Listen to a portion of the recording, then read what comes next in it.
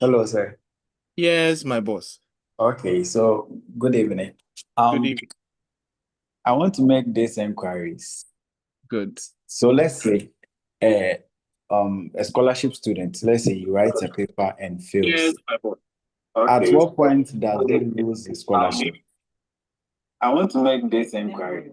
You said, at what point do you lose the Does he scholarship? lose? Yes, please. Or if you fail a, Because I heard that if you lose, if you yeah, if fail you a fail paper a paper, twice. yeah. Okay. So don't fail. That's my only advice to those who have the scholarship. Please do not fail. All right. Oh, but you can make sure you don't fail. That means you must put in a lot of effort. Yeah, sure. Are we- Yeah. Any other question? Any other question before we proceed? Any other question before we proceed? Okay, Or sir, please, my last question. sure. Let's say I have an astounding papers of two, level two paper. I have two papers to write in level two. Can I write in level three? No, unless you have only one remaining. Okay. All right. Thank you very much. You're welcome. I want questions concerning the papers as well. The papers you are writing. Some of you have taken the papers before, and you have a lot of things going on your mind. Yes, I did for you. Feel free. Oh. Hello, Yeah, sir. if I'm Hello. yes, Hello. my Hello. yes, boss. Yeah, so I took FR and MBA in November. And to Okay, date, I've not checked it because I've been busy with work. So okay. actually, I wanted to finish my work before I check. Well, I don't want any booking hat, but I'm doing management preparation for next year. So I want to finish Uh, everything, relax and check. I still have to check. Uh, but I was saying, see how yeah, you ask so now. I said, Saying your own broken booking heart. hat. Yes, somebody told. Yeah, My that's brother, what check somebody and told me. check. Yes. So Okay, I said Tuesday. Tuesday, I'll set it down. Then I'll check on Tuesday. And I'll see the way forward. okay. Uh, You have to. Somebody said, solving Pascal and joining classes, is it sufficient to pass, or what manual will you recommend as additional material? Okay, so I'll teach you everything. Don't worry. That's why I'm here for you. My job is to make sure that you pass. Your pass is my success. You understand? Yes, that's why I'm here for you. Now, a lot of students don't know this, and a lot of people don't like to make investments. Let me explain something to you. Let's play a game, right? So you have this tuition center here, right? Tuition center A. Please, some people's background, there's, I don't know whether it's the noise or yes. You have a tuition center here where you go and pay 100 CDs for tuition, right? You have another tuition center here, which is tuition center B, where you go and pay 2,000 CDs for tuition. Now, this tuition center has state of the art apps. They have tutors, they have all the modern technology. This guy is just a regular class with a whiteboard where they teach you. Now, a lot of people tend to like this, but at the end of the day, because the materials are not enough, and with this amount, they are not going to put in the effort. You go and come back several times, but here you go and you pass once. Which is better? Which tuition center will you choose? Is it the 100 CDs or the 2,000? Passing once. 2000. Because this 100 CDs can surpass this 2,000 after going there several times. It will even demotivate you. So let me show you this game, the CA game. All right. It's a game. Let me explain to you. Some people don't understand it. Now, I will show you the ICA logo, and then you will understand. It's like some people, ICA, the numbers got very huge. That's why they don't do orientations again. We are going to look at the ICAG logo, and let me explain the logo to you. It seems, how many of you understand the ICA logo? How many of you understand the ICA logo, the ICAG logo? You don't understand, though. Okay, let me show you what it means. Then I will show you every nitty gritty, like everything you need to know today. Before you go home, move on to one main, like you are satisfied. You are completely satisfied. You know everything you are supposed to know to succeed at any paper, right?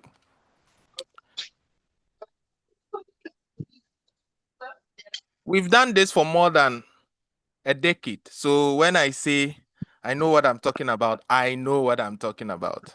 All right. Let me show you the ICA logo. Just want to Yeah, I believe you can see my screen. You can see the screen, right? You can see the logo. Yes. What do you see? First, you see two elephants here, right? You can see the elephant. Yes. You Yes, can see we- integrity, right? And you can see a scale. You must be balanced, unbiased. You can see a light shining on the book, right? yeah, Now, yeah. Yeah. it tells us that you need the strength of two elephants to be able to pass your papers. That's why you see those two elephants there. It's no joke. You need the strength of two elephants. Look how strong one elephant is. It's a mindset thing. You need the strength of two elephants to pass the papers. That is one. Two, you need to have integrity. You must be honest and straightforward in all your professional, business, and even exam dealings. So, no cheating. Just go straight to the point. Also, your light must be shining all the time. You must keep the book open. You must always be learning. As a professional accountant, you and learning, you are 5 and 6. Okay, you can never do away with learning. And also, you must be balanced. You must not be biased. This whole crest that you are seeing, that's what ICAG stands for. So if you don't understand, today I've explained it to you. Does it make sense? It does. Yeah. Does. So you need the strength of what? Two elephants, two strong elephants to conquer the papers. But some people are too relaxed. Sure. See, exam is not about wisdom and knowledge alone. Okay, it's not about knowledge alone. Wisdom is the application of knowledge. So it's not about knowledge alone. You must learn how to apply the knowledge. Okay, so there are a lot of things that people don't pay attention to, but I'm going to give you a roadmap to succeeding at any paper, right? If you have me, I came for the busy people. I want to prove to people that it doesn't matter how busy you are, you can still make it, right? Some people just have 2 weeks, they're able to go through. If only you are willing to put in the work, then you are welcome. One thing you must remember is, for me, the paper is my operating table. I'm a surgeon. If you have any problem, you come, I'll diagnose you, take out any tumor, and make sure you make it. But if you yourself, you are not ready to, dress the wound will come back again. That is the rule. Do you understand? Do you understand? So after I've done the surgery for you, it is up to you to maintain the wound. That is the problem I have, right? You get an awesome tutor, the guy or the lady is teaching you everything you need. You become so comfortable. That's the problem I have, right? You becoming too comfortable with the tutor such that you're like, oh, prof, yeah, I'll be fine. I've encountered such a problem all the time. That's why I keep repeating this. Oh, prof, yeah, I'll be fine. Oh, this thing will go over again. Oh, I'll be fine. Yes, you'll be fine. But even in the Bible, when the woman who was bleeding for 12 years was in the condition, she didn't sit there waiting for Jesus to come. She rushed to hold the helm of his garment. So you have a role to play. If it has to be, it is up to you. I'm telling you this today to psych you. Okay, you need a lot of psyching to pass. The game is a brain game. It is not about knowledge. If it was about knowledge alone, then people with PhDs will not be failing ICA. I'm telling you the gospel truth. Let me explain something. We say at the end of the tunnel there's light, but people forget to tell you that you must walk to the end of the tunnel. True or false? True or false? True. True.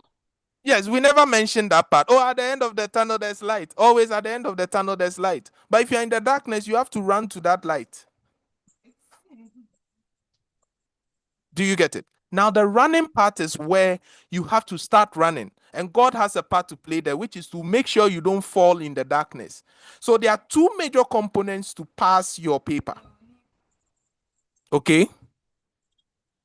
One is the grace of God, and two is the ability to learn.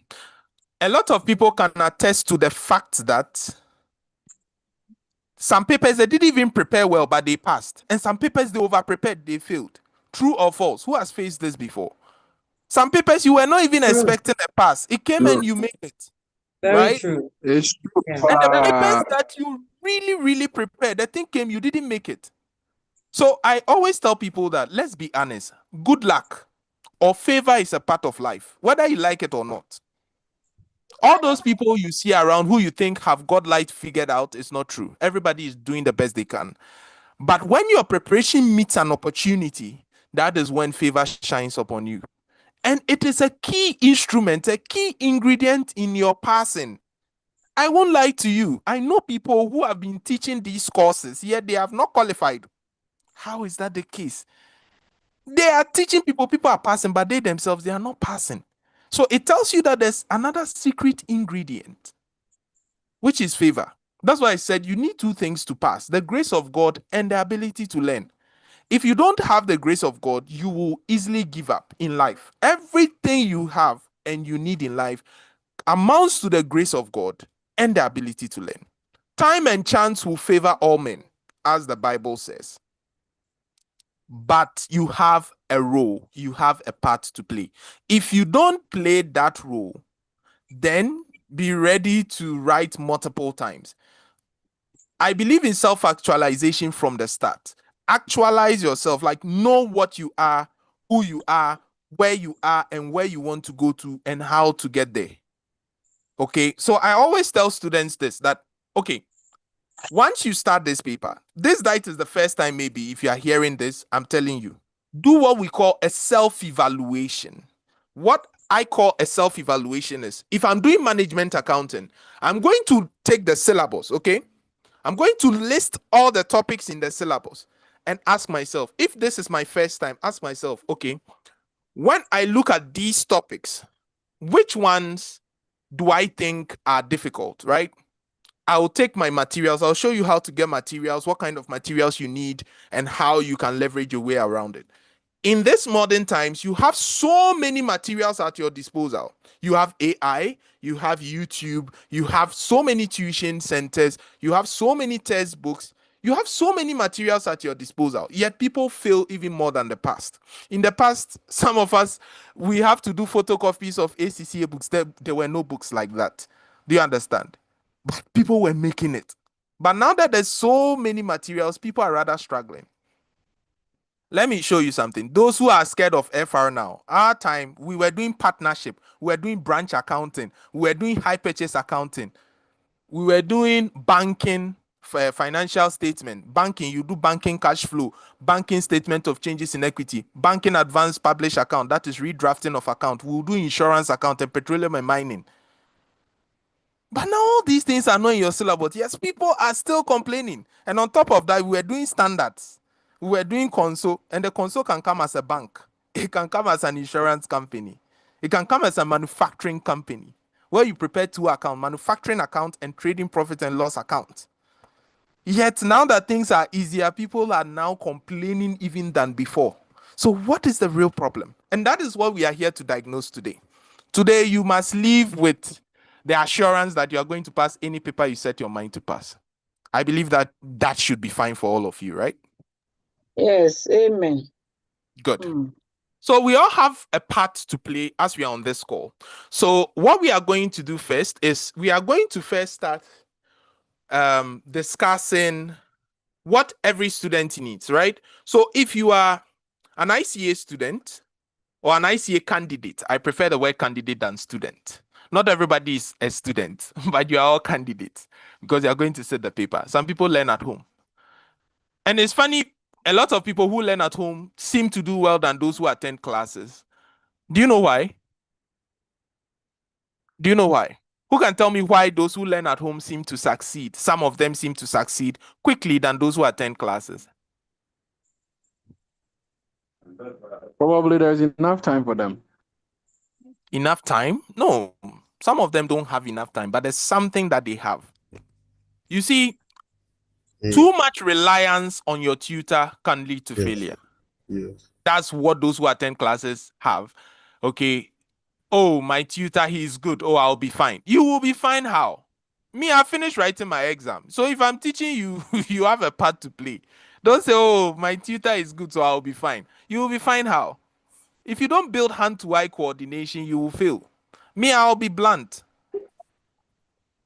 Okay? I'll come and talk about self-discipline. There's nothing like self-discipline.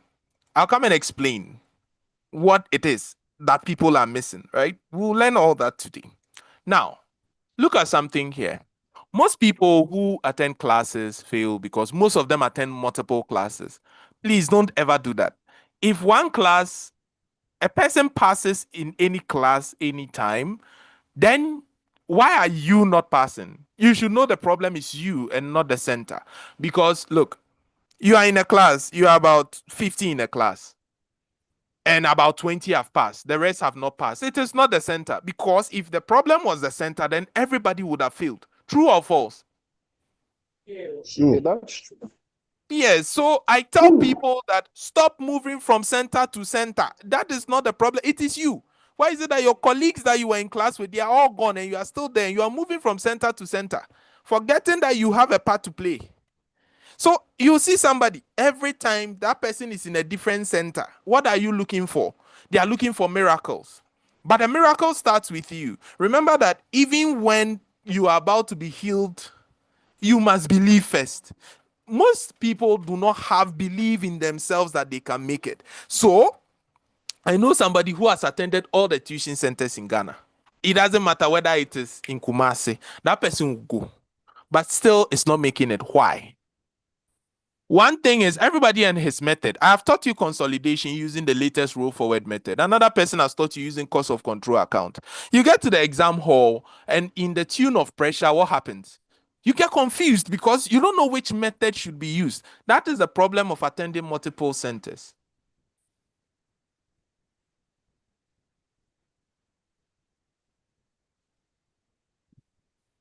Do you get it?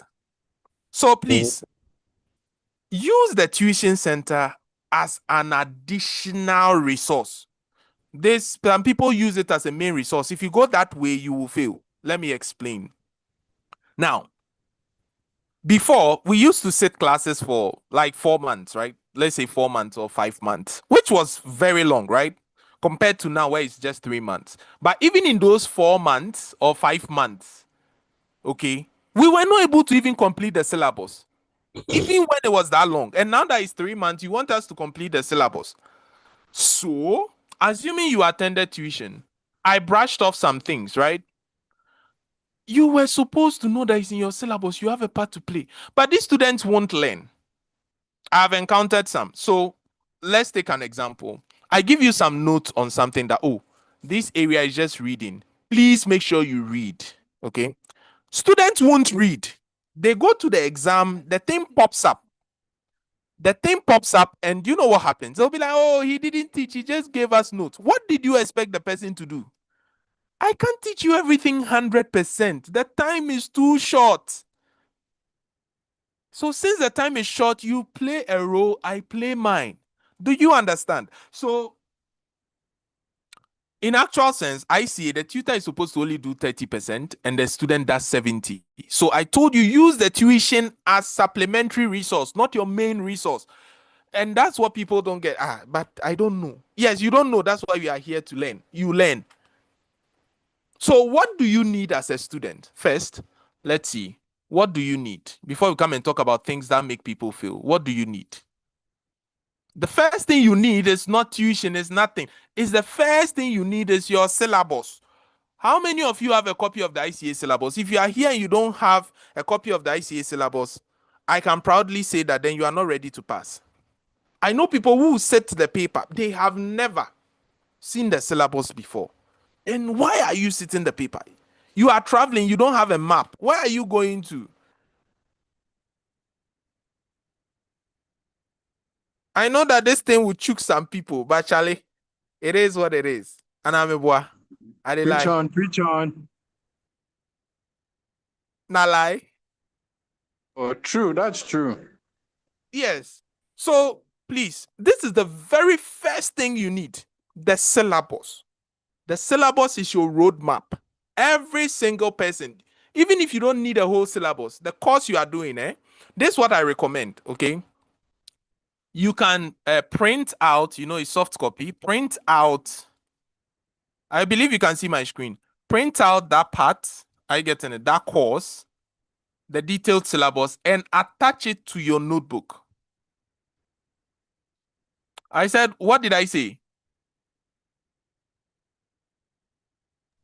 Print out the detailed syllabus syllabus and attach it to you. attach it to notebooks. Yes. Attach it to your notebook. I'll share the syllabus with you. Don't worry.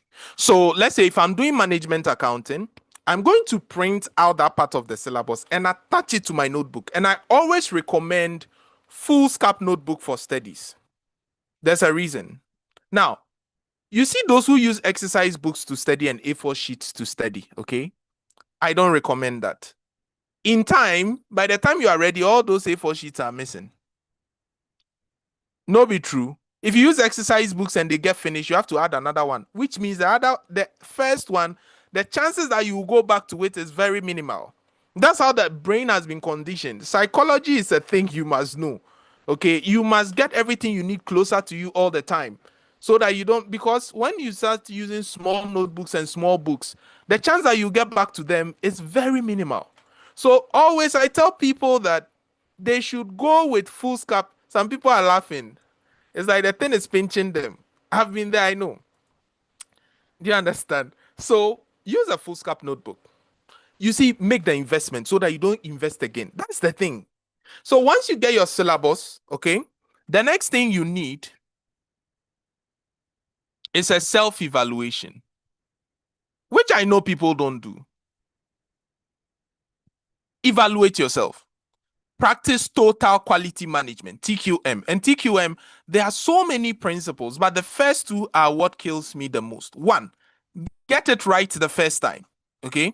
So get it right the first time. That is it. All the time.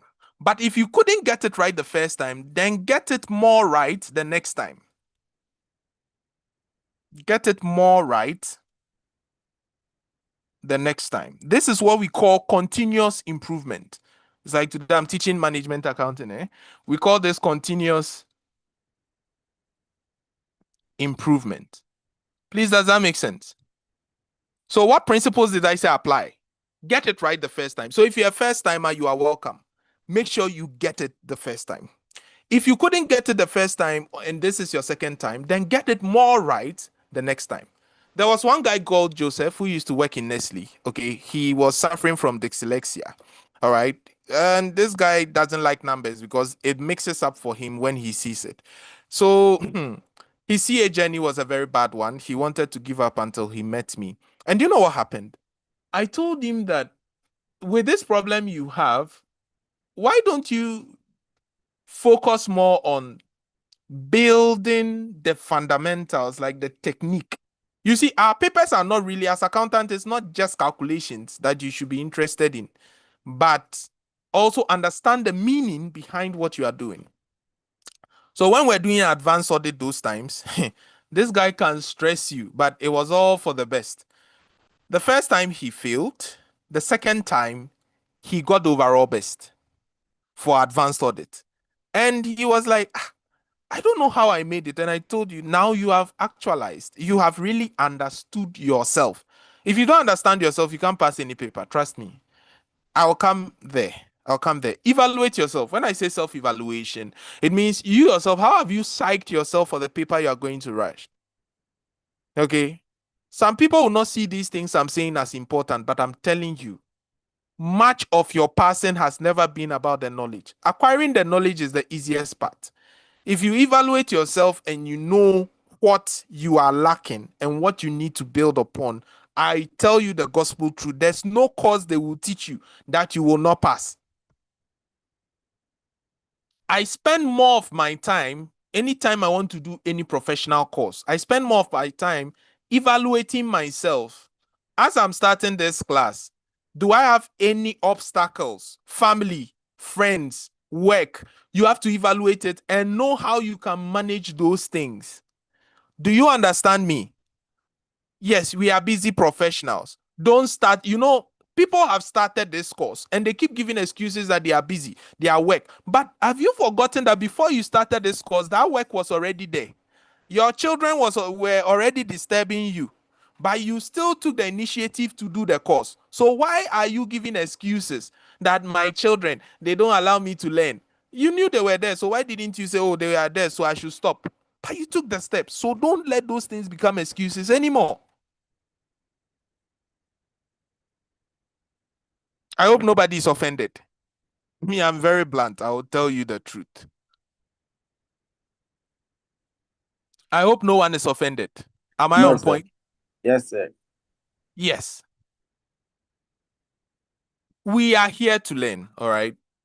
Most of you don't know. That is why you have come. Come, ye broken-hearted, right? That is why you have come. You don't know. That is why you are here. So maybe you are finding a concept difficult after class. Please don't sit on it. That is where you research. It's the researching that is the learning, right? You are learning to become a doctor, right? But ICA doesn't want you to go so long. That's why they made the exam. So that you fail and fail and fail and fail until you learn. You keep learning and improving upon yourself. So imagine you are supposed to become a surgeon and then you just go through quickly, you pass, and then you become a surgeon. You definitely kill somebody. The journey is different from everyone. Some people are smart, but everybody is smart in his own way. You must know how to learn. All right. We have two major types of learners. We have auditory learners and we have kinesthetic learners. The auditory learners are those who chew and pour, pass and forget, right? Then the kinesthetic learners, sometimes what they learn goes into their long-term memory.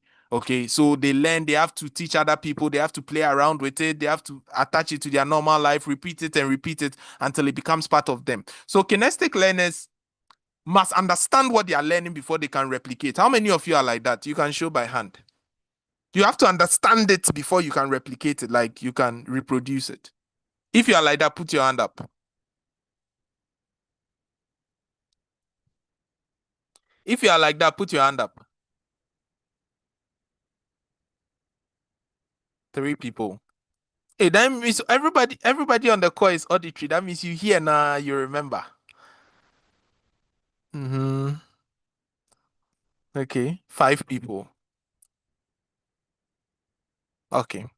So there are some people, immediately you teach them, whatever you've taught them, immediately, like, it sticks. Okay. They don't have to, like, they can't forget again. Okay. All right. So, yes, everybody is both actually, but there's one that is elevated. Okay. It depends also on your emotions. Learning has to do all the time with how you manage your emotions, actually. If you are very disturbed, okay, if you are very disturbed, or depending on what you are learning, there's a right way you have to learn it. Okay. All these things play a part in how you assimilate information. In your offices, okay, any file that you don't usually use, where does it go? Any file you don't use often, where does it go? Archives. Archives. Good. That's how your brain is structured. Okay.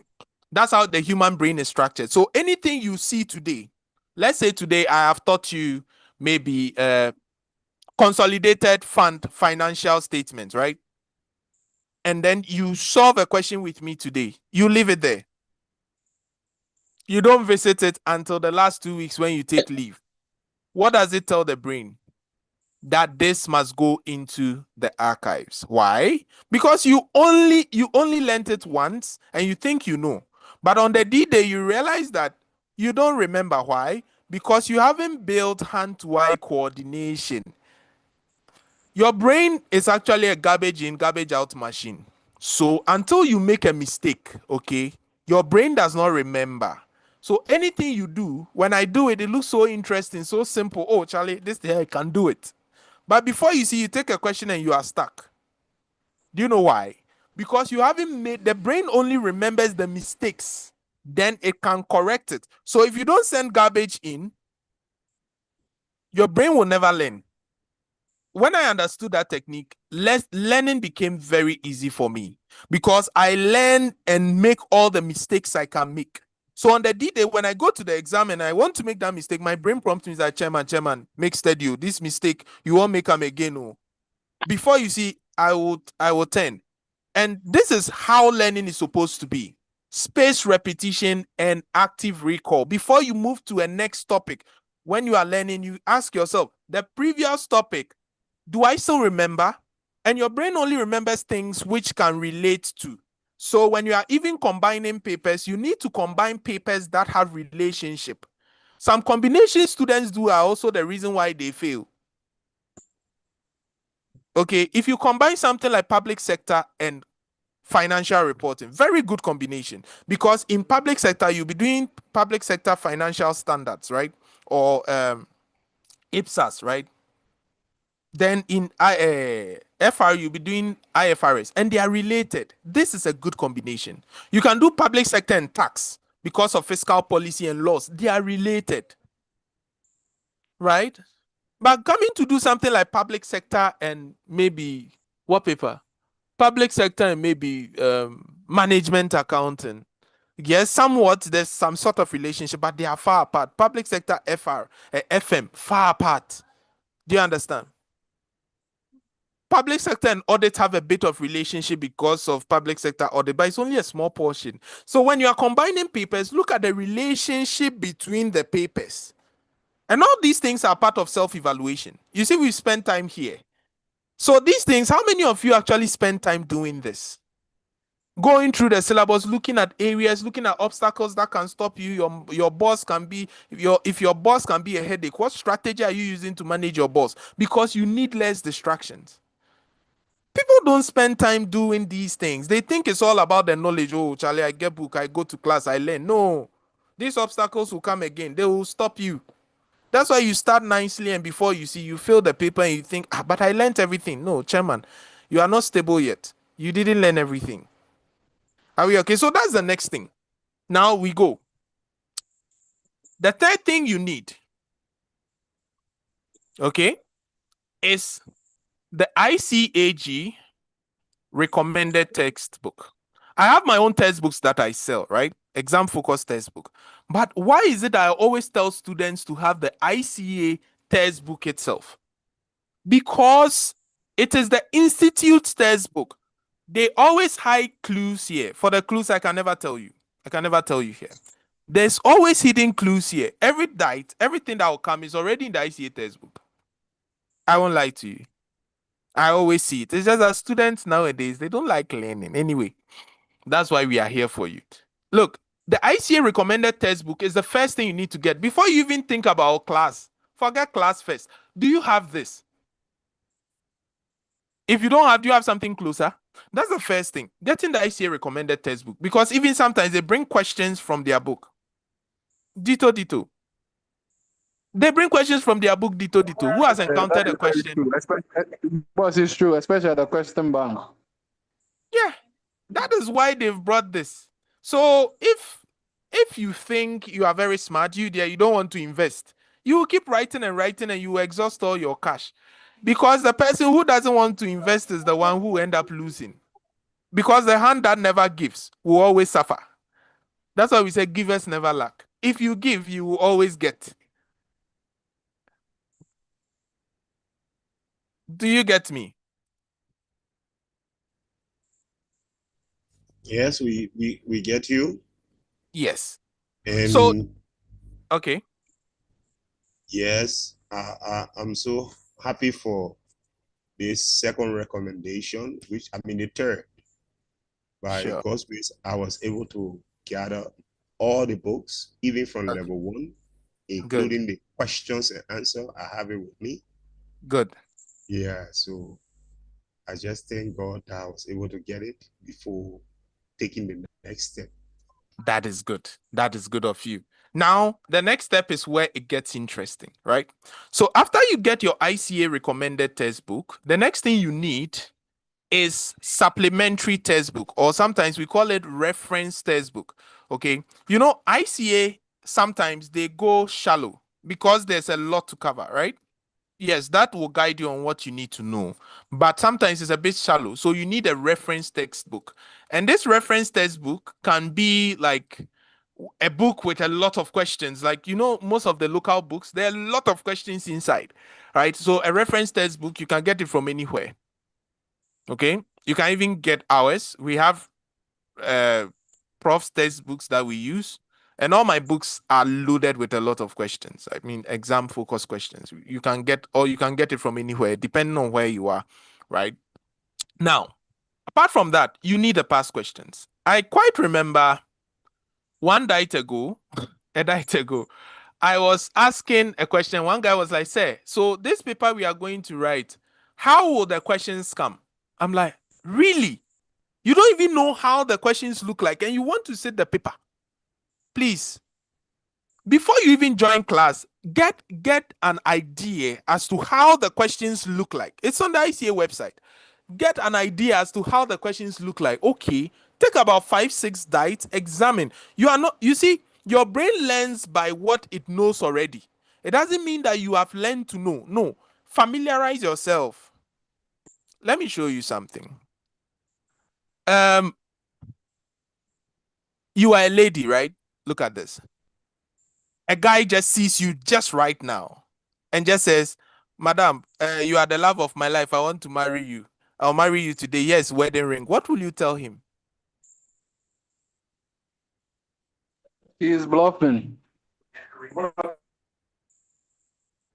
Maybe you go chop slap for that one. I don't know. Some ladies, they'll give you a dirty slap. If I know you now, I'll give you a dirty slap. Now one bunny. Why money? But look at what happens. You've met each other on the road. First time. Hi, how are you? Next time, she sees you walking, you are parking your car. Very nice guy. You've come out with your crooked shoe. You enter your house. Next time, she comes to pass. You are sitting with your laptop in your porch. She waves at you. You see, familiarization. Very soon, hi, hello, how are you? You start greeting each other before you take it to the next step. Now, this thing is also like this.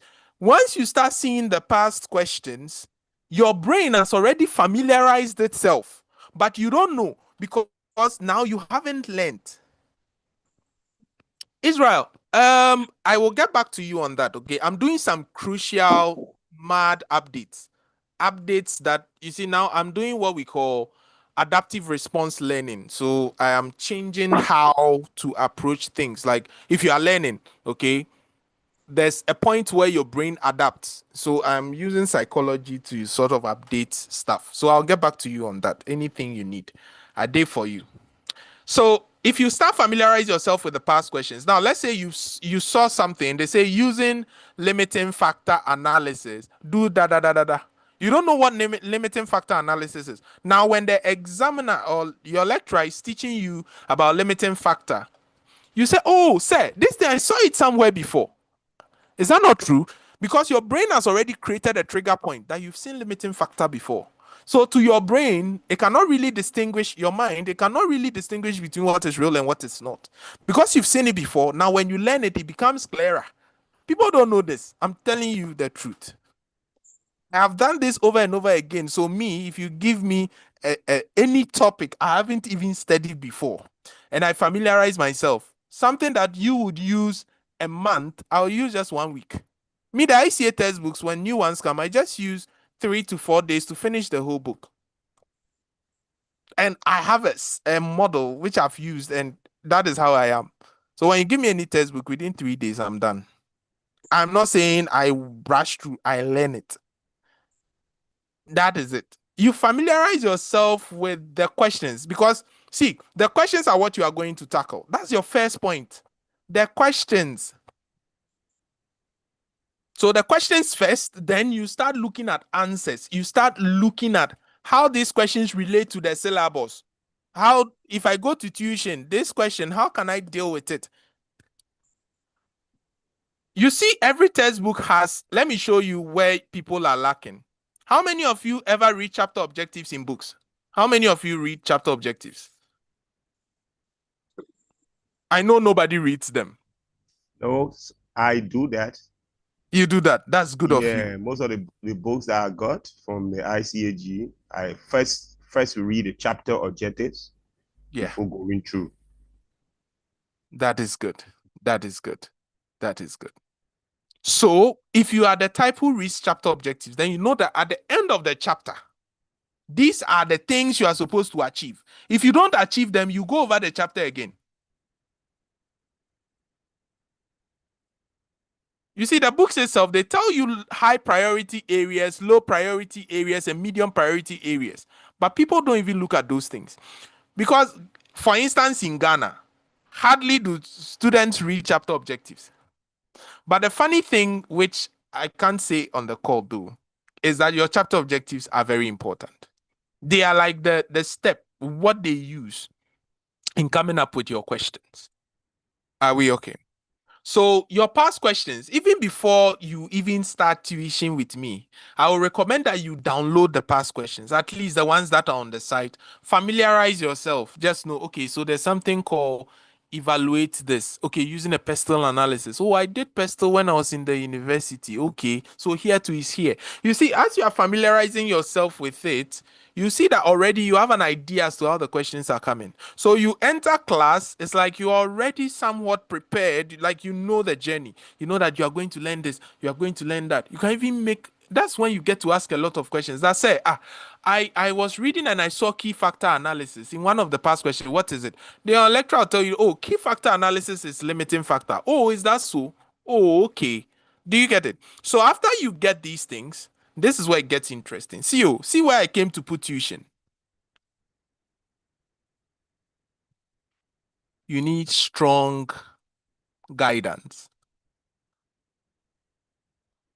or tuition. Some tuition centers make work very easy for you. Others also stress you, depending on the level of experience. And you know, the level of experience also comes with what? Some level of patience. For us, one of our traits we carry is patience. For me, if you don't understand, I can explain 1,000 times for you to get it. Because I know that not everybody's brain is the same. You can ask all my students, me, if you wake up and you come back, I'll go back for you. Because I know not all brains are the same. Do you understand? So patience is one thing that you must also have, because you see, you can't rush to understand some concepts. Some things, it will take you some days. Do you know that sometimes you learn something, you don't understand it the moment you learned it, but after sleeping and pondering upon it, you wake up and you're like, oh, okay, so I now get this. Do you understand? Because everybody's processing power is different. We are all different. In Chi, we say in Satya Nanyepe. Anamebwa. Yeah, that is very true. I can testify when you were teaching the limiting factor, giving 5 steps, you identifying your bottleneck, because it helped me. So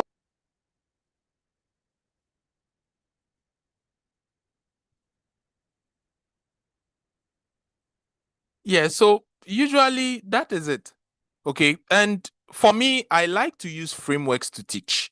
Okay. I don't just teach you something like management accounting because it has no format. Okay. You can easily be thrown off guard when a question is given to you. Okay.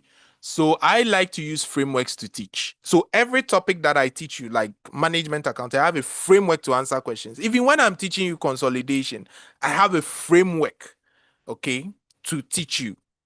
So the frameworks make you assimilate. Like anytime you want to solve, you have this framework, and this framework helps you to solve a question. You are doing throughput. What is the bottleneck? Can I identify the bottleneck? What is the contribution per unit? Are we okay? What is the contribution per bottleneck? Can I rank this? Can I do my optimum production plan? Can I get my maximum possible profit? Can you do that? So some people don't have a format. So when they get a question, and you know, one thing about management accounting, for instance, look at this. You get required. Please, I hope you can see, or let me go down. Can you see? Look at ICA strict. Required. Look at A.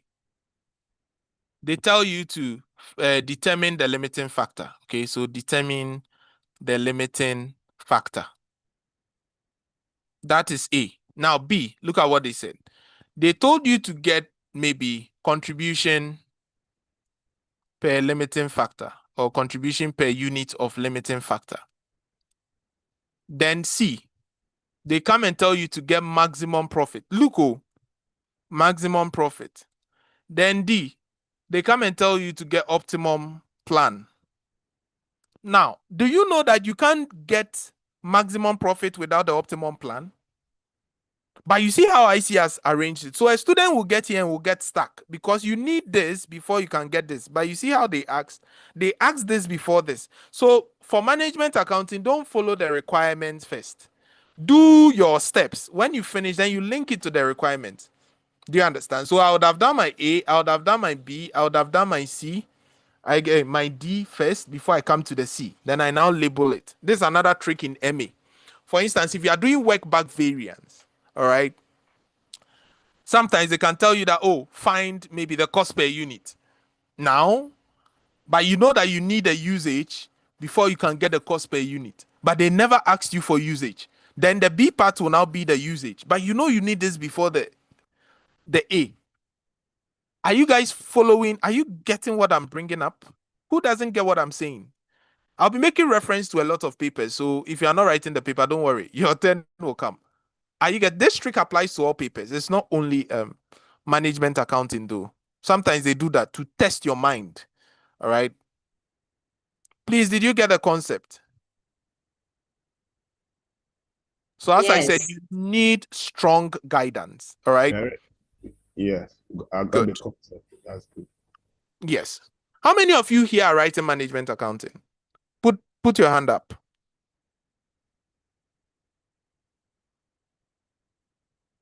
Emmy can be very stressful, eh? It can be very stressful. It can be a headache. Okay, good. How many of you can put your hand down now? How many of you are doing strategic case study? I love that paper. How many of you are doing strategic case study? SCS.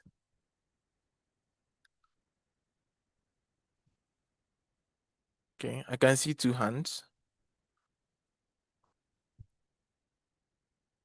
Okay, good. Good. All right. Now, you see these 2 papers that I've mentioned, there's a strong relationship between them.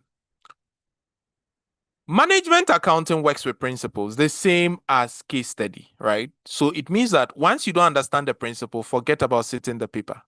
Because you can learn it, but if you don't understand it, so your ability to even identify that they are examining value chain here is a problem. The same as MA. They can give you data, but you don't know what they are really asking. Do you understand? And these concepts cut across from level 2 to even level 1 papers, Charlie, they are not easy. Me, I won't lie. You need a strength of 2 elephants. I told you. So how prepared are you to do that? Okay, so strong guidance, you need good tuition. Okay, you need good tuition. The tuition, yes, is part of it. Okay, me, I don't recommend learning at home. Sometimes the motivation to continue is a problem. Sometimes you get home and you're like, Charlie, this thing there, let me leave it tomorrow. I'll continue. Self-studying, Charlie, those who can self-study, they are very disciplined. Their motivation enhanced, not disciplined. I'll come and explain as we go along. Now, what do you need? People think they need study groups. It's not study groups. You need accountability partners. How many of you have an accountability partner? It doesn't mean the person should be doing the exact course you are doing, but you should check up on each other. That's the best way. See, white people, they know why they brought group studies, but their group studies is not the one we do in Ghana here. Very poor. That style of group studies here, I don't even recommend it. It's the West. We don't learn in groups that way. Let me show you the best way to do group discussion. So let's say we have Mary here, we have Isaac here, we have John here, and we have Israel here, right? Now, you guys you have 3 months. I'm showing you, please, is everybody listening? Please, if you do this, and trust me, you will cut a lot of time. I won't lie to you. You can only learn when you are able to teach what you learn. So you make it a point. If you don't have study group, don't worry. Your mirror becomes your study partner or your accountability partner. Talk to your mirror. It works. I'll teach you all the techniques you need, right? In some 5 minutes, we'll start looking at the syllabus itself. I'll break some things down for you. Now, look, let's say you are supposed to learn risk management, right? You are supposed to learn risk management in maybe strategic case study. And risk management has risk identification, okay, risk evaluation or appraisal, right? And maybe risk mitigation techniques, right? risk mitigation techniques, and maybe some risk models like enterprise risk management framework and ISO 31000. Let's say this one, right? So this is what you do. You spread these topics for Mary, you take this. Isaac, take this. John, take this. And then Israel, you also take this. Now, listen, these people are supposed to check on each other. They are all accountability partners. So, do you know what you do when you meet? Mary can read the first chapter of risk identification. Maybe Israel can read the first chapter of evaluation, right? Like in that order, right? When you meet, Mary is supposed to teach us. Okay, Mary is supposed to teach each one of us what she learned in this first chapter. Okay, then you all move and say, has this appeared in the past questions before? You take the past question and see if you can tackle a question, because Mary would have compiled some questions as well. So once you guys are done, you are done with it for good. So this first chapter is gone. So Mary has taught all of you that chapter. You don't need to go and learn it again. Now you come to evaluation and appraisal. Israel, is your turn. You also teach them, right? And then you take a question in that fashion. So every time you meet, you are learning 4 topics as a group. Tell me, would this save time or it wouldn't save time? To save time. Now, when you meet the next meeting, all you do is you see the questions that you solved here. You will first take the first, let's say the first 30 minutes or the first 20 minutes, and everybody will solve the questions that you did the last time. You put them together and solve it. You can even print them out and solve it as if you're in the exam room. When you finish, then you exchange papers. Then you open the solution in front of all of you. Then you check whether you're on point. If you are not on point, you go and brush through again before you move to the next topic. So if you are doing 4 topics every meeting, and we have 3 months, right? That's about how many days? Let's just say 2 months. 2 months, guys, about 60 days, right? 4 by 60. If you are meeting every day, that's how much? 240. Your topics are not up to 240, are they? They are not up to. Meaning you finish and even go over again. That's the beauty of it.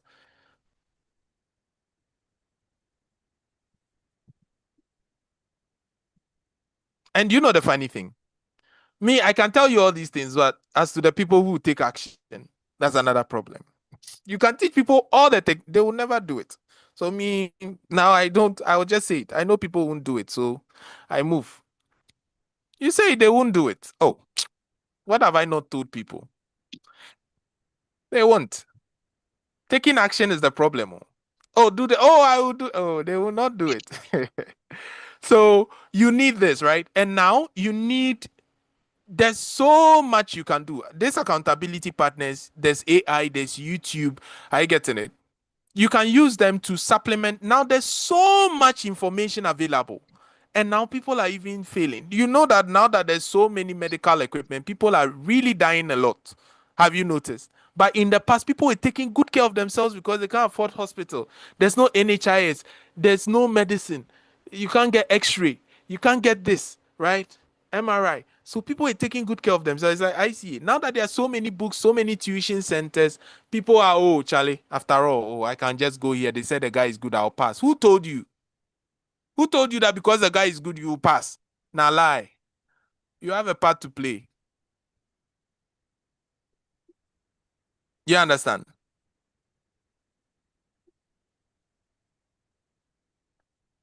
It's well understood. Good. So now that was the part about psyching and the recommendations, the things that you actually need. Now, people were talking about procrastination. I know that's what is killing majority of you. Procrastination. It happens to everybody. It's the thief of time. It has stolen a lot of my time. Now, how do you not procrastinate? You must understand the difference between motivation dependent, someone who is motivation dependent, right? And somebody who is motivation enhanced. There's a difference between these two, motivation dependent and motivation enhanced. So if you might not know, let me show you the difference. Now, a lot of you are motivation dependent. I've been there. This is where you watch some video, or like the way today I've psyched some people. Tomorrow they will start learning. Giddy, giddy, giddy, giddy, giddy. Because I have motivated them to learn. But after some few days, that will die down. That's why you go to church, you listen to a sermon and it hypes you. You say, oh, this sin, I'm not going to engage in it again. Before you see, oh, Friday, Charlie, with the boil, oh, I'm on the road. Oh, we go die, so we no go bed. Charlie, I did road top. You understand? You the prison. I go do out. So that's just the fact. Listen, a lot of us are motivation dependent. This doesn't only apply to exam. It applies to everything you want to do in life. That course you said you will do, that thing you said you will do that you are still procrastination. Immediately you listen to one motivational speaker online, there you say you start taking action. But within 3-4 days, this dies down. How many of you have faced this before? We have all been victims. True or false? True. Let me show you. I'm more victimized. Yeah. So one thing I can tell you is that you can't watch. Let me ask you a question. Can you watch somebody building muscles on TV and build muscles yourself? Just by watching the person? You'll be eating Indomie. And you'll be watching somebody lifting metal and you say, Charlie, I wish I had this body. It's not possible. Then you say you are not a snake. We should count you out of anything concerning flat tummy.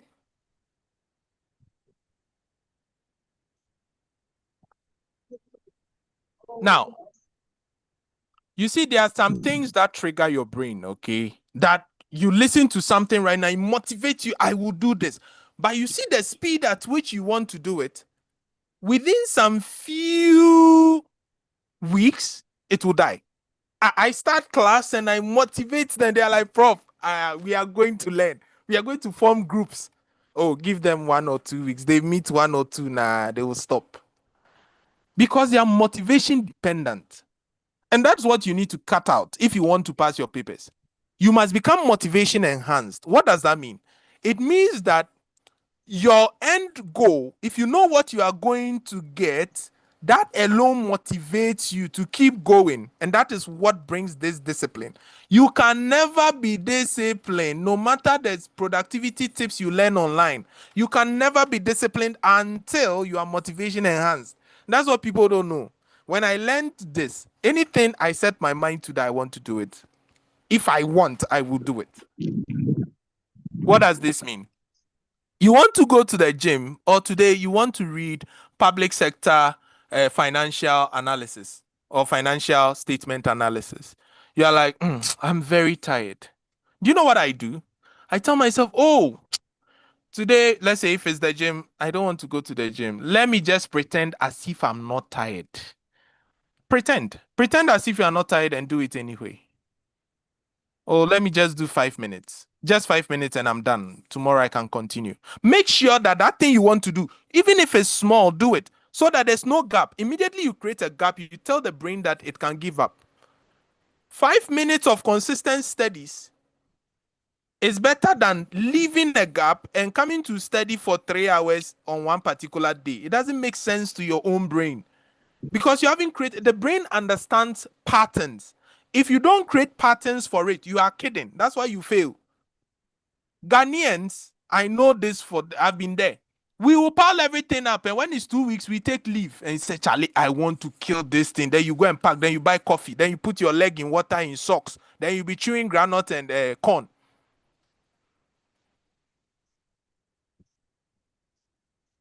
Please, that one part, it won't help you. We've all been there. If each lecture is 3 hours and it's 12 weeks, let's say you have a lecture a week, 3-12, that's about 36 hours. And you've only taken 2 weeks leave. Do you think you can watch the whole 36 hours? Yes or no? Can you watch all? No, you can't.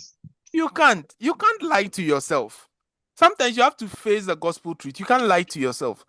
So be motivation enhanced. Hey, Charlie, the dreams about getting. Let me tell you all. Do you know that as a chartered accountant, you can get remote jobs and work online? That alone can be motivation enough for somebody to force and pass. Because of the end goal, what he gets, CA actually opens doors. Because CA will open doors for this person will become motivation enhanced. That alone leads to the discipline. Nothing can stop him to leave something out. Nothing can stop this guy from passing management accounting because he knows in his mind that the end goal is great. You will become the CFO if you pass and become a CA in the next 6 months. This guy will get there because he needs to become the CFO. Nothing will stop him until he becomes a CFO. That alone brings that discipline. This is how discipline is created. Small, consistent steps. But here lies the case. We become motivated once we do something small and then we leave it. It's because you are motivation dependent. Discipline comes when the end goal is greater than the process. So that was a little about what I wanted to talk to you about today. And that was the first part of our syllabus walkthrough. Some people are like, this guy, he didn't even talk about any syllabus. So. But I hope it helped. Yes, it really helps. It really helps me, It helps a especially lot. the first time going to write. It has Yes. really helped me to know how this class starts. I'm going to go about my plan, how I'm going to compare my busy schedules and also make time for my studies. Yeah. So see, even if you cannot do 2 hours of study a day, all right, just make sure that there's an uninterrupted 30 minutes that is available for you in the day. And this 30 minutes, what I want you to do is I want you to take your note and try to summarize it onto an A4 sheet. So that 5 pages, which you said you would have read in 2 hours, can you try and summarize it onto an A4 sheet for tomorrow before you sleep? Can you do this? And you know what you are doing? You being able to summarize 5 pages into an A4 sheet is where the real learning is. Why? Because if you don't understand, you can't summarize.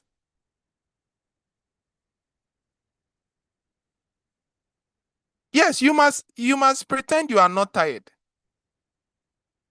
Now you must pretend you are not tired and just do it. You are tired. So you say, oh, let me just pretend I'm not tired and just do 5 minutes and see. Do you understand? And it works. So sometimes I wake up and I'm like, oh, today I don't want to write books. Let me just pretend I'm not tired and just type for 5 minutes. Just 5 minutes. Before the 5 minutes ends, I say, oh, I'm very tired. Oh, you let me add another 5 minutes, then I'll stop this one, dear.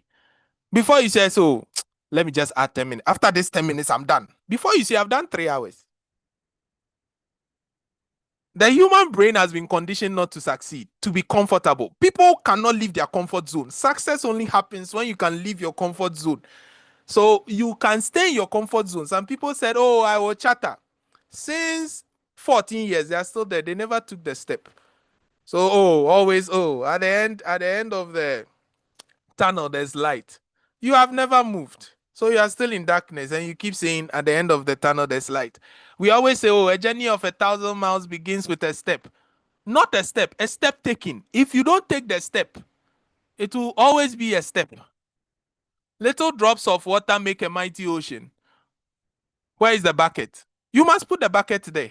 Have you forgotten? So sometimes they are incomplete. You need to complete them. Are we okay? So just to get this out of the way, there was one guy who was supposed to come and write a paper, right?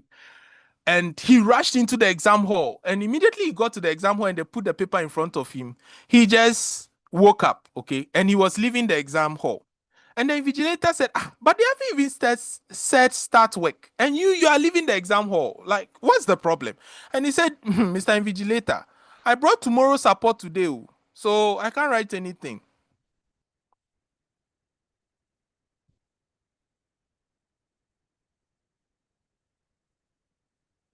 So you see, if this guy had prepared a little, then he won't bring tomorrow's expo today. That means he knows what is coming in tomorrow's paper. And he mistakenly exchanged that with what was coming today. And he brought the expo into the exam hall. Not knowing when they brought the paper, he saw that it was rather tomorrow's paper that he brought today. So he couldn't write anything. That's the problem of not preparing. All right. So that was it. I think somebody asked a question. What was the question? In the chat. She said, "Sir, what about answering the questions after reading by a particular topic in the book?" Yes, that is also a good strategy. But the thing is, would you answer the questions today and tomorrow you forget?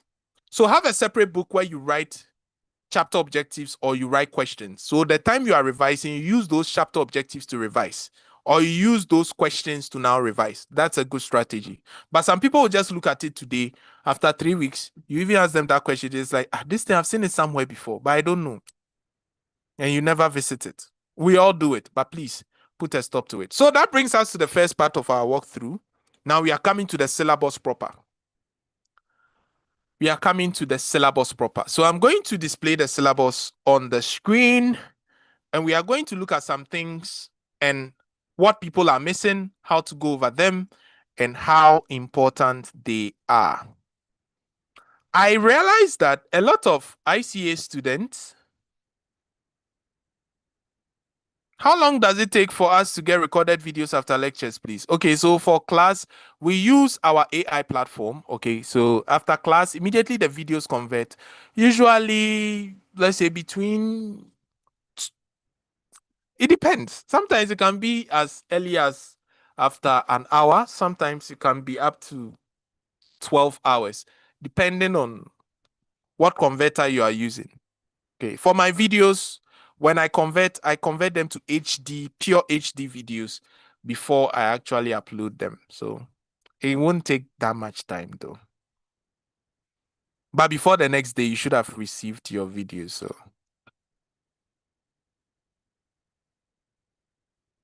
please, is your question answered, Nicholas? Nick, you're welcome. So we actually have our own AI platform, which we don't use. You guys, you are VIP people, so Charlie, we don't use this thing for you. So we have our own AI platform. Let me just show you. This is how our classrooms look like. Okay, I don't know if you can see my screen. So VIPs must enjoy special VIP treatment. You see the app on my screen, right? Before I show the syllabus, I just want to show you how it looks like, right? So this is it. You can see. So you see learning, resources, community, what. So I can come here, my courses. So let's say maybe you've enrolled in a course, you just go to my courses. You see all the courses that you have been enrolled, right? You just click start learning and it takes you into the course. Do you get it? It takes you into the course. So let's say if I go to this course and I click start learning, you see the topics are there. Once I click the topics, I can start playing the video. So this is when the lecturer has actually uploaded the video. Okay. So we have an AI assistant here who can summarize anything in the video. You can even ask it questions about the lesson and then you generate. But the AI is down now because of the API key. We are working on it. Right. We also have the classroom. So when you watch the videos, you can just go and open the classroom. So you can join and add to your dashboard. So join and you see the classroom has opened. Just like WhatsApp, you can see all your friends here. You can WhatsApp, links are posted here. Okay, you can talk to anybody in the group, right? So that's how the classroom works. Okay, so there's the AI assistant where you can go and ask it questions. There's a practice tab where you can come and paste anything here and generate quizzes. You can generate quizzes from here, likely questions, generate flashcards. Okay, there's a shop where you can buy books and study materials, but these books are not hard copy books. Here we buy soft copy books, right, which you can read. Then your classrooms can also be accessed from the classroom tab where you can go to a classroom and just click the classroom and then you enter the classroom, you see? Yes, so you can just enter the classroom. So that is, and even within the classroom, there's the AI assistant here who can help you with anything you need.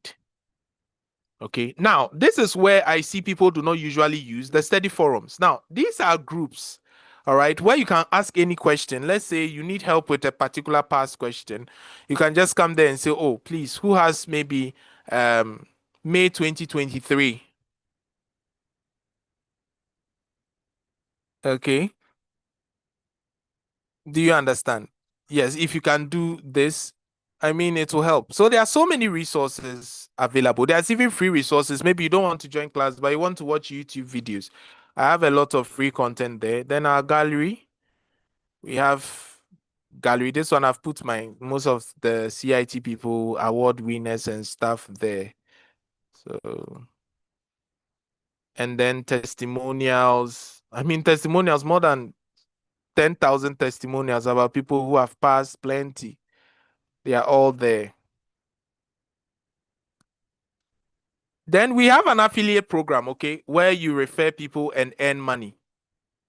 So once you refer people, you can get up to 50% commission. That's if you're on the partner program. So anybody you refer, if the person pays money and you refer the person through your referral code, you get 10% of whatever the person paid. So if the person pays 2,000 cedis to Profs Training Solutions, you are going to get 200 cedis for referring your friend to pay 2,000. Now, if you bring a lot of people and you reach the maximum where you have to be put on the partner program, the partner program is limits. Okay, you can get up to 35% commission or even 50%. That means the business is partly yours. So the more people you bring, the more you get paid. And there are people who can earn more than 5,000 cedis just by referring people. Yes. This is called Prof Learn and Earn. Or you learn and you earn at the same time. As you are learning, you are earning. So before you even finish your course, you have already recouped all your cost. I think I should make that into a wrap. Before you finish your course, you would have recouped all your cost. Yeah. And even more. All right. So there's so much available. There are some features that haven't even rolled out. A lot of them. A lot of features that I haven't even rolled out yet. So these are some of the little ones that are available now. But somewhere in January, there'll be video call. I'll roll out the video call, the audio call, and the AI tutors. So there are AI tutors here, but I've just disabled them, which have been trained just like us. So let's say I'm not online, but you need clarification very seriously. And they have been fed with all the past questions that have ever existed and would ever exist. So you can go and say, Teacher Dan, I'm having a problem with August 2023, question 2B FR. I don't know how they got this figure. Teacher Dan will tell you, oh, the reason why ICA did it like this is because of this, but here's a more simpler method. Do it this way. You'll be amazed. We are here to make learning as like ABCD for you. That's why we exist, right? Your success is our priority. Remember, I told you that. Okay, so that was just about how our platform works. For now, the Apple Store, the App Store one, they are reviewing it. They've locked it. It was online before, but now you can get it on the Play Store. It's called Prof Steady Meet. You can get it on the Play Store. You can get it on Microsoft Store and then the website, right? It's called Prof Steady Meet. But I will tell you, this diet will be very amazing. This diet is going to be very amazing. So it's called Prof Steady Meet. So you can go to profsteadymeet.com online, or you can download it from the Google Play Store, or when you go to Microsoft Store, you can download the Microsoft version, right? That's the desktop version. For now, Apple users, we are sorry, yours will come somewhere in January because Apple is reviewing some few things. Okay. For those who want direct mentorship, you can come here and apply for mentorship. Okay. Yes. You can even chat with your friends here in the inbox column. You can chat with your friends. So it has everything. Everything. Now, no WhatsApp. You have all your classrooms on the app itself. But make use of the general feed is maybe a tutor cannot come to class today. You see, an emergency, dear final one student. Okay, so maybe a teacher cannot come to class today or something has happened. This is where you see it. You come to general feed and you see all those things there. All right. So this app is very amazing. And you can learn and earn at the same time. Yes, it works on laptop. So this one I'm on my laptop. This is a desktop version. You can even open it online. And the funny thing is you can log in on multiple devices. So let's say if you log in on this device, when you log on another device, this one will go off. It's one login at a time. Or you can use it on your MacBook, but it will be the website, not the app. Do you understand what I mean? So once you go to your MacBook, just open Chrome or open Safari and just type www.profstudymate.com or search Prof StudyMate on Google. It will open. You can open it on any device, but I mean the app itself, the app. You can't get it on the App Store now, but you can get it on Play Store and you can get it on Microsoft Store. But iPhone users can only use the website. Everybody can use the website, including iPhone users. That's what I mean. Are we okay? Are we cool? Yeah, we are cool. We are cool. Okay, so now it's time to open the syllabus itself. So the ICA syllabus is very... So does it mean we won't get printable materials? Or you will get some printable materials. For me, this is how I do my class. Okay. There are some materials that I think are very relevant and maybe requires a lot of understanding. Those ones I give you printouts, like I give you slides, but not every lesson. Some lessons do not require slides. That's why I said everybody must get the ICA recommended textbook because that will be your guide. But things that I feel like, oh, this one you need notes, I will give you. For me. But my other colleague. Please, the ICA. Yeah. Yeah, Israel, you were saying something. Please, the ICA recommended. Yes, I was asking that the ICA recommended textbook. Is there any specific bookshop or a place where we can get them? You can get them at their office. Then we will have to find a number for you to call. I think they had some flyer with some numbers on it. I'll ask and post it on the platform. If you need those books, you call them wherever you are, they'll deliver it to you. I think so. That's how they do it. Because you need the books. Okay. You really need their books. Oh. Yeah. All right. Okay. All right. You're welcome. Somebody said, sometimes the feeling of I should have done MA to be able to pass SCS. Please hope it is possible to understand SCS to pass without going through MA since we had exemptions. Oh, yes. For me, you don't have any problem. SCS is like my... SCS is like my first wife. She doesn't like problem. And she understands me. So SCS understands me. I understand SCS. SCS is my operating table. If I teach you SCS, you will love SCS. Strategic case study is my jam. I told you I love that paper. So you don't have any problem. All right. Linda, you're welcome. Okay. So here we are. I told you we are not going to look at the knowledge level. But one painful thing that I can tell you is that a lot of people fail level 2 and level 3 papers because they didn't do these papers. That exemption thing, for me, Paddy, I wish they should cancel the exemptions. So the exemptions is killing us, the tutors. Oh, no be lie. I won't lie to you. The exemptions are killing us.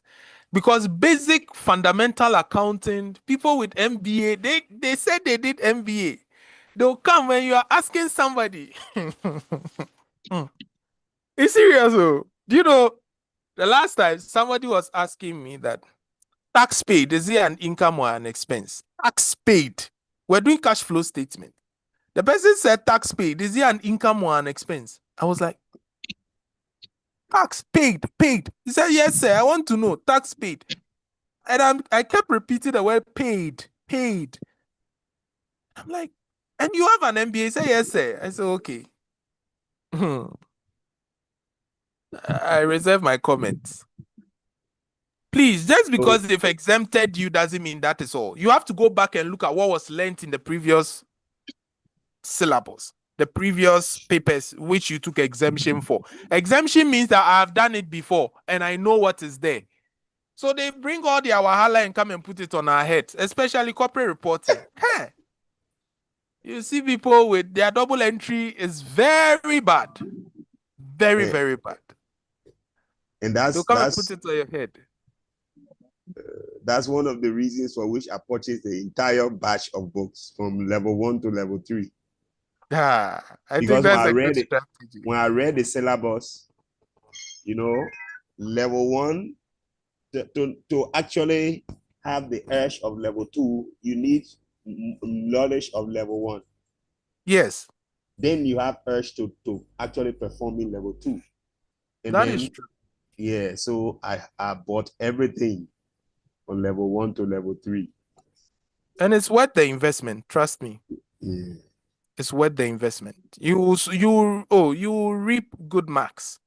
Because do you know the funny thing? Those who are doing management accounting level 2, for instance, sometimes they pick questions from level 1, variance analysis. They brought a master budget from the MA level 1 book, and people couldn't answer. Level 2 people, they couldn't answer. Meanwhile, they said they are in level 2. Sometimes they bring level 1 questions. You know, there's a paper called Business Management and Information Systems. Okay, and it is that paper that has built into strategic case study. That's where you do your PESTEL, your BCG, and all those things, right? But strategic case study, people are failing because this paper, they exempted them completely. So there are some, we have knowledge level 1, level 2 is application, level 3 professional. Now, entry requirements, detailed in the entry requirements and exemption section. Now, you have 4 courses in level 1, which transitions you to the progression level. All of the knowledge level examination need to be passed or credited before embarking on the application program. So there are 6 courses in level 2 and there are 4 courses in level 3. Okay. Now, to be qualified as a member of ICAG, all elements of the qualification must be satisfied. That is, examinations must be passed and evidence of acceptable work experience must be provided. The detail of the work experience framework is the subject of a different document, right? So there's some rationale for the syllabus structure that is not important to me because most of you are writing the exam. But I want to show you some few things that ICA has actually added, right? We are going to the application level. Now, financial reporting. This paper can be a headache for people, okay? It can really be a headache for people. Now, in this model, accounting from the knowledge level is developed in the context of more complex events. The word complex is there with a context. So we are saying that the accounting that we learned in level 1 is what we carry forward here and add a little bit of complexity. So those who took exemption and are now doing FR and they didn't do level 1, they seem to struggle. Because I'll tell you the truth, the accounting most people do in the universities are a bit shallow compared to what we do in ICA level 1. Okay, some of you don't do accounting standards, but level 1, we even do the basic accounting standards. Something like provision. You go and they bring IAS 37 and you don't do well. Me, I'll mark you down completely because it's a basic standard. You must know how provisions work. Revenue. Revenue comes and people cannot still answer. I wonder. And those people are even doing corporate reporting. And revenue is done in level 1. Bad debt. You can't deal with bad debt. How? You see what? You see some of the problems we face. Meanwhile, these people have taken exemptions. Doctor Ichampon, he's still failing. Doctor in accounting. Hey. I reserve my comment. Doctor, not even one doctor, double doctor, he's failing. Still writing corporate reporting. Anyway, that's just by the way. So we developed this in a more complex context of more complex events and transactions with greater emphasis, on compliance with regulations, including local and international accounting standards and generally accepted accounting practices.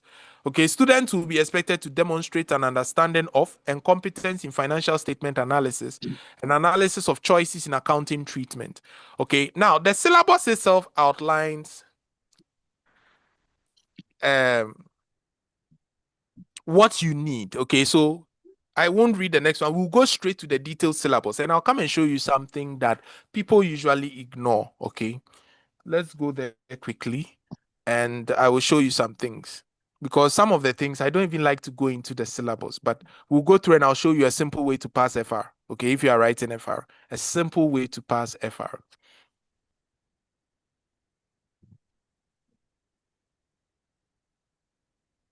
Why is this thing? Because they've added some things. FR, where are you? FR. Yeah.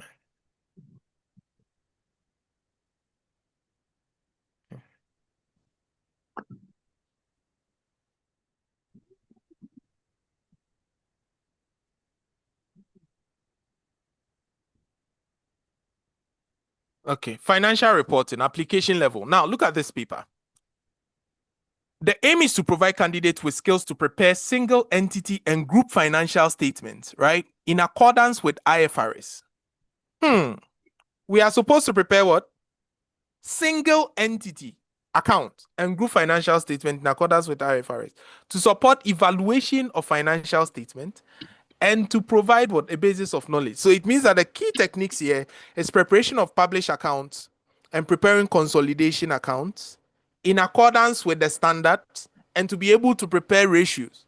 They've listed it here. So you can see the main things. One, published accounts. Can you see? Single entity. Published account. 1. 2. Consolidated account. 3. Evaluation of financial statement. You can see it there, not me. They said it. IFRS. So these are the main things that you have to understand when it comes to FR. And they've already stated it there. And they assume knowledge from financial accounting. Now let's go into it. So everything I'll teach you in small way.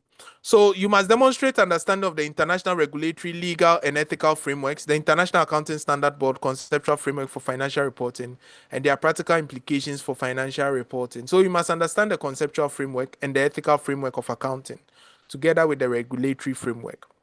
Then you must be able to explain and apply appropriate financial reporting standards in the preparation of financial statements. You must be able to prepare and present single entity financial statement in accordance with IFRS and determine the approach to accounting for business combinations and prepare consolidated financial statement and analyze and interpret financial statement for relevant stakeholders and other users. So these are the 5 areas. Syllabus reference A to E. All right. So this is what we have. Now there's the grid. Okay. Look, you see ethics and sustainability and the regulatory framework, all those things are 15 marks. Look, then the financial reporting standards are 25. Publish account 20. Console 20. Ratios 20. Now, what is my technique? See, let me be honest and straightforward with you. Students who are very smart, even students who are very smart, can sometimes have problem with accounting standards. True or false? Even tutors sometimes can have a problem with accounting standards because it can take some time for you to understand what is being examined. I've been there, I know. Sometimes when you get a question, you can't straightforward answer it. You have to analyze it first, and it can take time. If a tutor can struggle with accounting standards a little, how much more a student who is now starting? So for me, I'll be plain honest with you. You need to start learning the standards now. But however, the standard should not be your key. Do you understand? Because you can see that there's ratios here. Ratios are the easiest part of the syllabus. And that's 20. This 15 marks here is also there, which is pure reading, together with ratios, which is very easy with the interpretation. That's about how many marks? That's 35. Is that not so? Now, business combinations or consolidation is something that no matter how tough it comes, you can get something to write. So if we put these marks together, how many marks are that? We have 15 here. We have 20 here. And another what? 20 here. If we put it together, how many marks are there?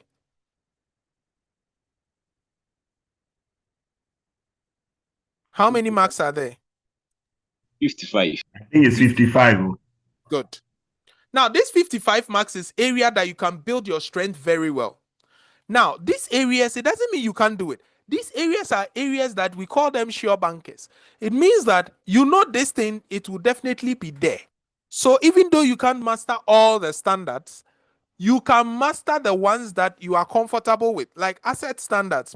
Definitely, you get something on PPE, investment property, government grants, borrowing costs, asset held for sale, impairment, inventory. These things, they are very common, right? Liabilities, provisions, deferred tax. Deferred tax at FR level is very easy. So provisions, deferred tax, pensions, there is just normal accrual. These things are the things then maybe IAS 21, foreign currency. Okay, just mastering these standards together with maybe revenue and maybe earnings per share, at least you will go and one of them or two of them will pop up. So these areas that I didn't add doesn't mean you won't learn them. Those should not be your priority. Why? Because these areas, no matter what you do, they can also bring a standard you have no idea. Like you can't do it at all. What do you do then? So master these ones, these 55, and the rest you go and build yourself there. That they are not really your priority. Do you know why? Because you can use the whole 3 months to just learn this and you waste your time because the standards are many. So rather master these ones, get them very well, then you use this to add up to it, because the standards, no matter what you do, you use it. Every question has a bit of standards in it. So what I tell people is that the other areas where the standards are not too packed, learn and master them, because no matter what you do, you will still learn the standards. So that is my strategy. I hope it will help people.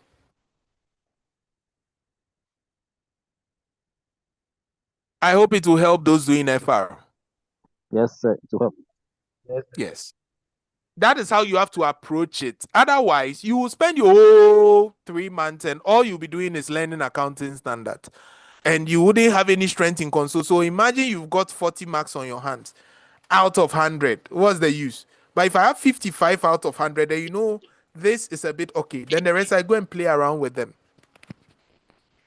What do you guys think? Good idea? Sure. Good idea. Sure. Good. Now, I think that's a good technique also. Yeah. Yeah. For me, I've done this over and over again, and I know, I told you, the papers are my operating table, and I'm a surgeon. The only thing is, after I heal your wound, I do your operation for you, and I suture the wound, you have to take care of it. That is it.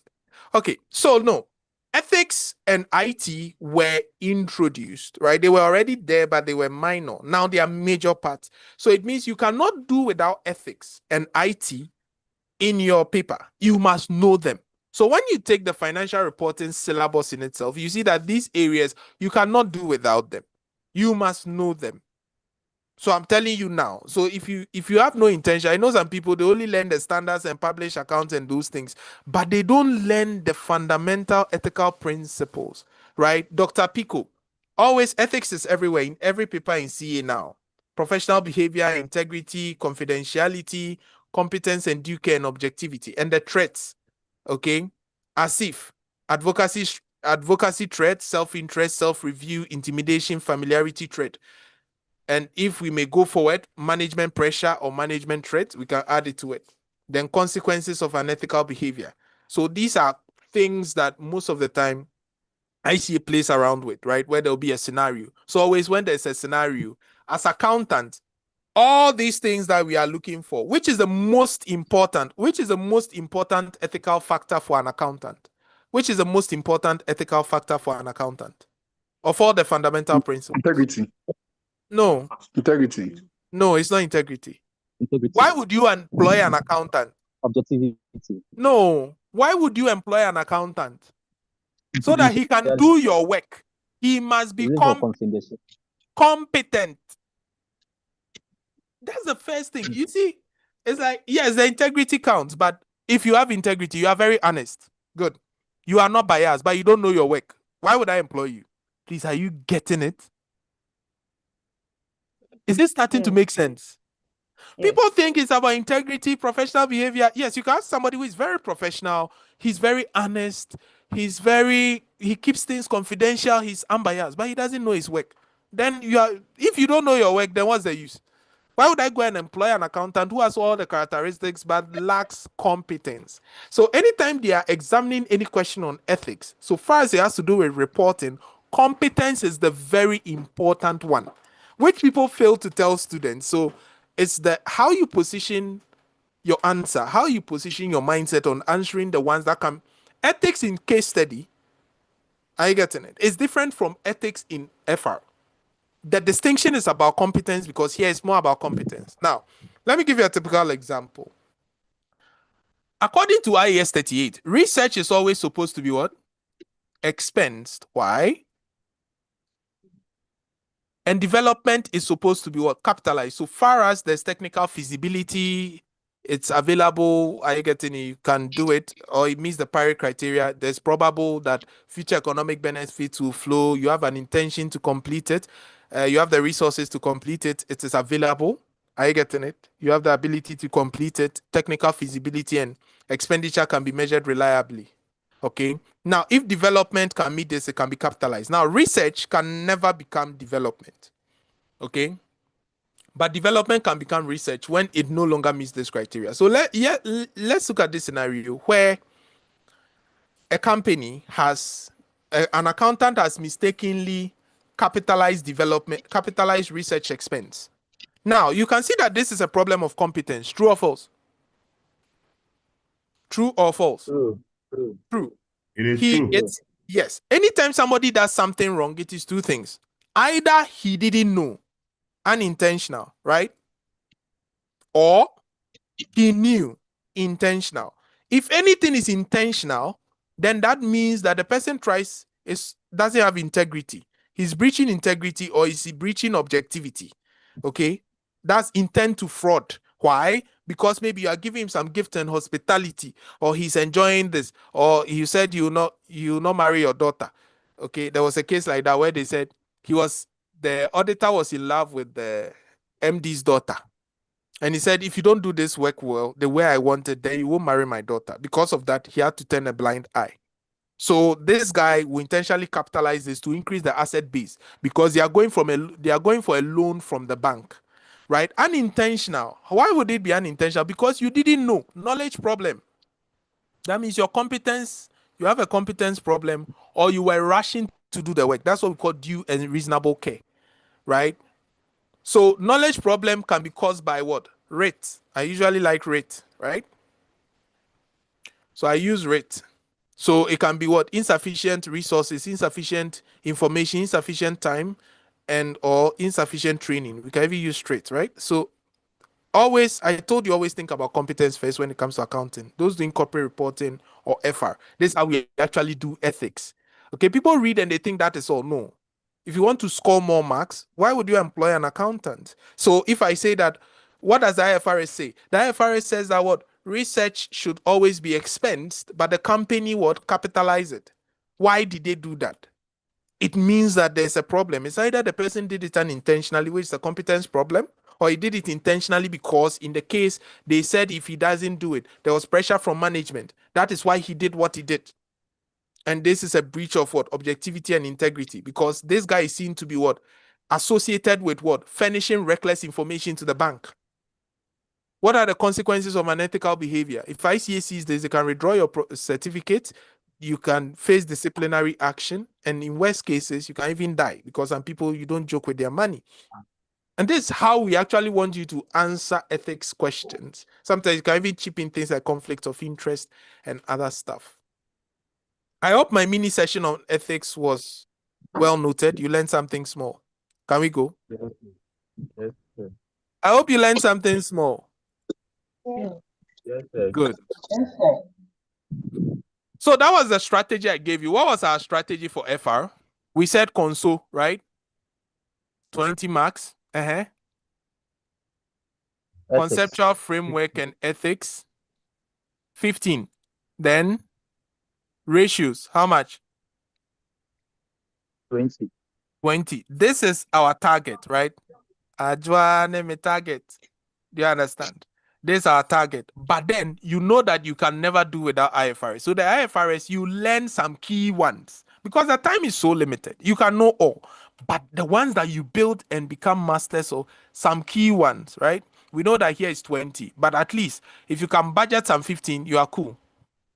Right? Then we have a publish account. Publish account, you knowing the standards is what makes you understand publish account. They go together.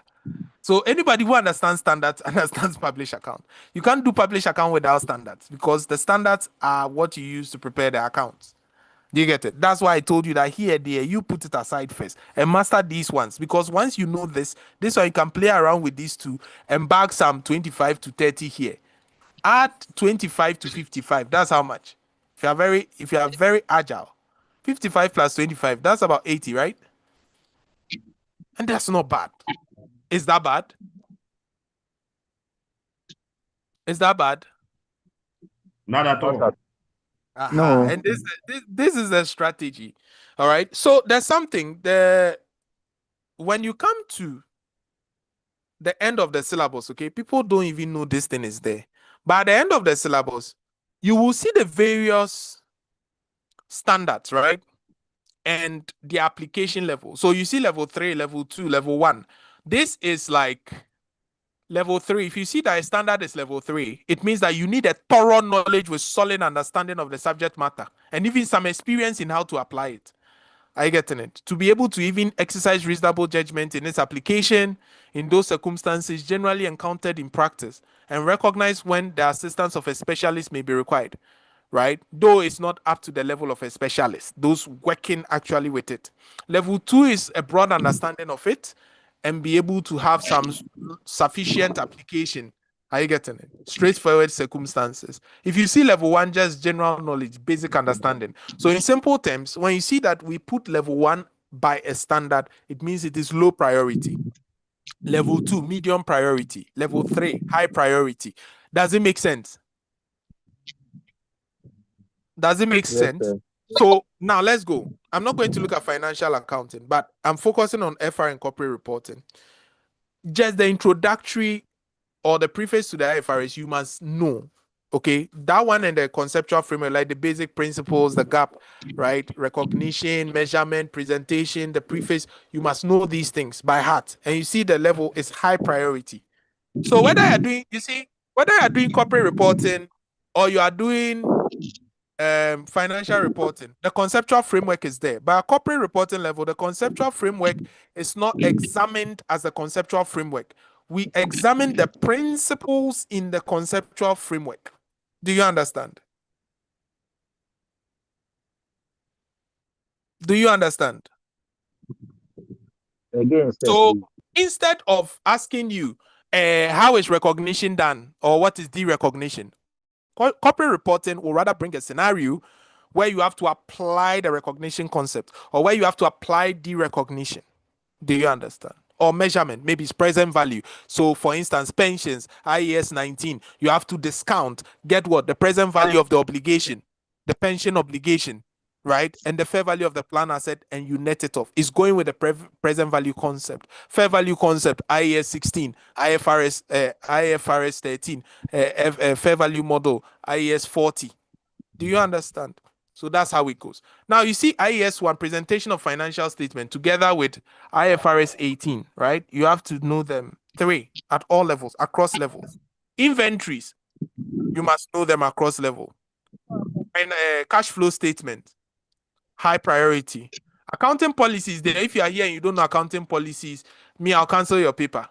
That standard, if you don't know it, your paper must be cancelled. What is an accountant without accounting policies? Change in estimate and errors. Change in accounting policy, estimate and errors. High priority. Event after reporting date, high priority. Income taxes level at FR level is only, even that one people are struggling, is low priority. But at level 3, very high priority. So you must know deferred tax asset, deferred tax liabilities. You must know deferred tax when it comes to share-based payments, deferred tax when it comes to consolidation. Fair value adjustment can create a temporary difference. You must know how to deal with them. Goodwill, temporary difference. You must know how to deal with it. Right? So that is it. Then PPE, high level. Employee benefits. FR level, very small. Financial level 1, we don't do it at all. But here, very high. Because at FR level, all you have to do is accrual part. Maybe the company is supposed to pay 10,000 Ghana cedis, right? But they only paid 6,000. It means that there's a liability of 4,000, right? Or some people went on leave, right? Their leave pay, you can be able to calculate it. These are just the basic pensions. But at corporate reporting level, you must know how to deal with defined contribution, something like SNIT. You must know how to do with defined benefits, right? Where you have the pension obligation and the plan asset. You must know how to deal with modifications and so on and so forth. Then it comes to government grants, it's also high level, but level 1, we don't do it. Then we have foreign currency, also high level, at both levels. You must know how to deal with it. This is a very easy standard, but people struggle with it. Nowadays, it will be mixed up with almost all your standards. In the past, we used to do foreign branch, but now it is this standard that they used to replace that. Though it's there, it was there before, but now it's in FR. Before it was only in corporate reporting. So now it means that this foreign exchange rates, okay, you must know how to translate them in terms of monetary items and non-monetary items. Monetary items exist in the form of what? Items that can be convertible into known amounts of currency. So cash, receivables, payables, loans, these ones, you retranslate them at every year end. But non-monetary items like inventory, PP, financial assets, you don't retranslate them unless they are fair valued. So these are the basic rules here. Then we have foreign operations, which is part of IAS 21 anyway. That's foreign subsidiaries, only in corporate reporting. Then borrowing costs, you need high level. You must know how to deal with specific borrowings and general borrowings, and how to deal with what things like when to cease capital, capitalization, suspend capitalization, and stop capitalization, and assets that are completed in parts. So borrowing costs are simply interest and other incidental costs that are incurred in the borrowing of funds. So anytime you want to know whether borrowing cost applies, remember EBA. Maybe don't add soup. EBA. Don't add soup. So EBA stands for what? Expenditure, borrowing cost, and activities. So anytime you want to capitalize borrowing cost, you must ask whether expenditure necessary for the asset to take place or that necessary for the completion of the asset are in progress, whether borrowing costs are being incurred, and activities to prepare the asset are in progress. When these are met, you can capitalize borrowing costs. Borrowing costs is simply interest expense. So this standard says we should capitalize interest if it is directly related to the construction of a qualifying asset. Then we have related parties. Related party disclosure is a disclosure standard, right? Where we deal with what? Related parties, simply members and their associates and all that, right? Basically, that's the knowledge you have to have. At FR level, not so deep. At corporate reporting level, very deep. Then we have retirement benefit plans. This one, you need very small knowledge because a very specialized area. These are specialized standards. You don't need so much knowledge like that. We have IAS 27 too. At corporate reporting level, we need a very high level, right? The same applies to associates, right? Then hyperinflationary economy, very small knowledge, because in the past, before they brought the November 2019 syllabus, we used to do CPP and CCA accounting, current cost accounting, and current purchasing power accounting. And those were linked to IAS 29, right? We call them price level changes. We even do deprival value and working capital adjustment and those things, but they've taken all out of the current syllabus. So it was strongly linked with inflation and how it impacts historical financial statement. Then financial instruments at corporate reporting level, the knowledge is very deep, but at FR level, it's somewhat knowledge level, like, yeah, a bit medium.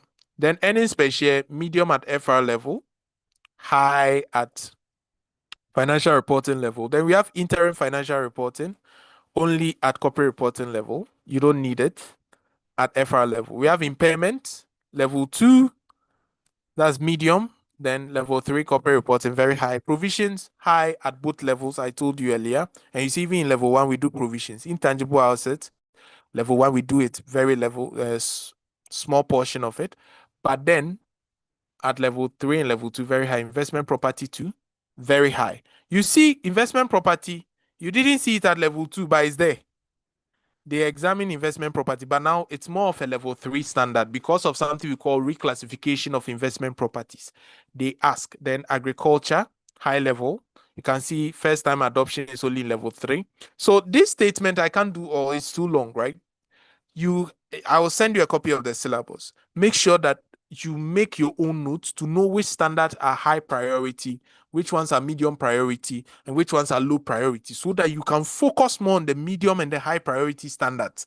I get it. At least when those are part of your plans, your success will be inevitable, right? So these are some of the things that you have to know. All right. So the next paper is management accounting, right? Management accounting, let me give you the guide. Management accounting, there are so many models, but this is how it is structured. So I'll also give you a strategy, right? So the syllabus comes with one, contemporary approaches to MA.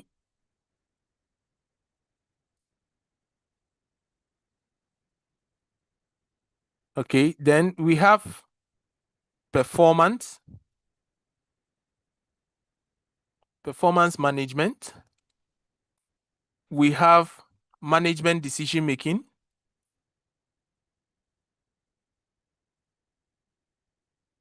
Or what do you call variance analysis? Then we have short-term decision making. No, let me write this thing here first. I'm arranging them in the ones that I want you to focus on. So we have what we call public sector project appraisal.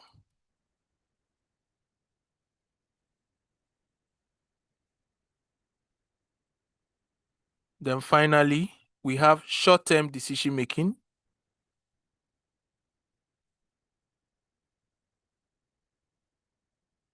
Short-term decision making, and then we have budgeting or budgetary control. Now, you see these areas that I've put down. Oh, Linda, you said, how do you know which one is high priority? Oh, I mentioned that level 3, if you see level 3 is high priority. If you see level 2, by the standard, it is medium priority. If you see level 1, it is low priority. I mentioned this, didn't I? When we started, didn't I mention this? Hello? I did, right? You said Yes, it. you did. You did. Yes. Now, you see, I've drawn a line after these ones, right? Yes. Now, if you are doing management accounting, then today I'm telling you, short-term decision making and budgeting can waste your time. Why? Because budgeting, something like a cash budget, sometimes to even figure out how to get your cash flows is a problem. I've been there, I know. Master budget can be a time waster. Even functional budget, sometimes when they bring ratio, like you have to use ratios to find it. If you're not very smart, before you get the figures, it can waste your time. But if it comes theory, then it's fine, right? So budgeting can be a time waster. Short-term decision making, relevant costs. If you understand the concept, yes, you can get it. But before you even figure out, they are asking you about relevant cost, and then time is gone. Okay, so these ones, yes, you will learn it, but it shouldn't be your focus. Do you get it? I say it shouldn't be what?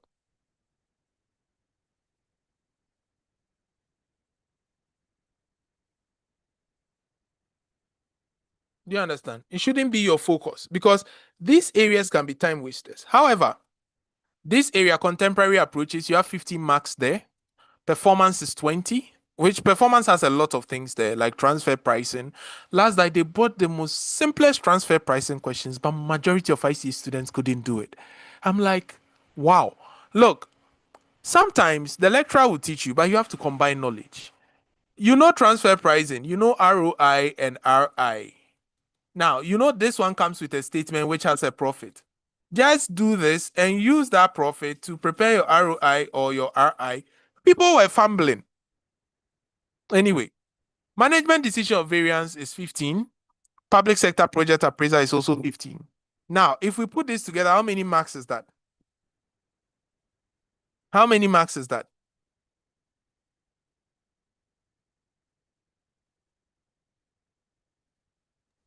$65. Now, this is my target for any management accounting student. I've done this over the years and I've noticed that if you master this, these areas, you know them, right? The rest of the 35.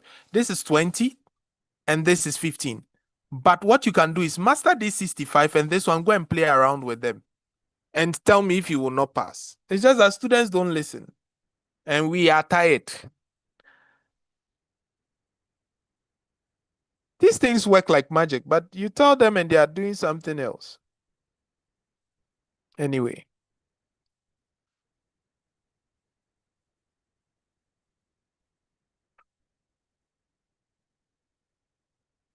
I believe it makes sense. So put your strategy down.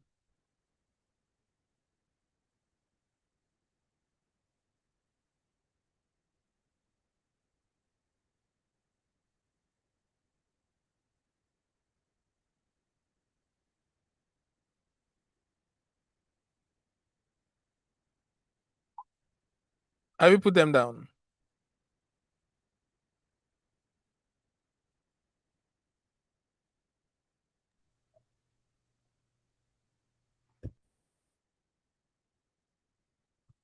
Can we go? Yes. All right. So that is it. Now, you see the management accounting syllabus, okay? I know you'll be getting the syllabus, so just so that we can close early, I wouldn't go too much deep into this. But there are some topics in management accounting that, as a student, you must be very wary. Like you must worry about them because they can be quite confusing, right? They can be quite confusing. And these concepts too, you need it in financial management, and you also need it in what do we call it? Other courses, right? Even strategic case study. So MA, there are some things you need. I know people will be uncomfortable when I mention this, but one, you need to know a bit of algebra. Hey, chairman, now mathematics better than what? It is true. Basic algebra, basic equations, basic equations, you need it. What am I saying? Look, they give you information, right? Let me see if I can get a question, but no problem. So they've given you this information that maybe you have material price variance, okay? They have given you the variance. Material price variance is 20,000 favorable, right? Then they have given you maybe the standard under standard information. They only gave you that to maybe had a price.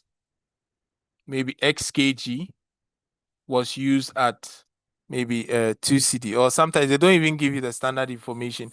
They've only given you actual information, right? So they've only given you actual information.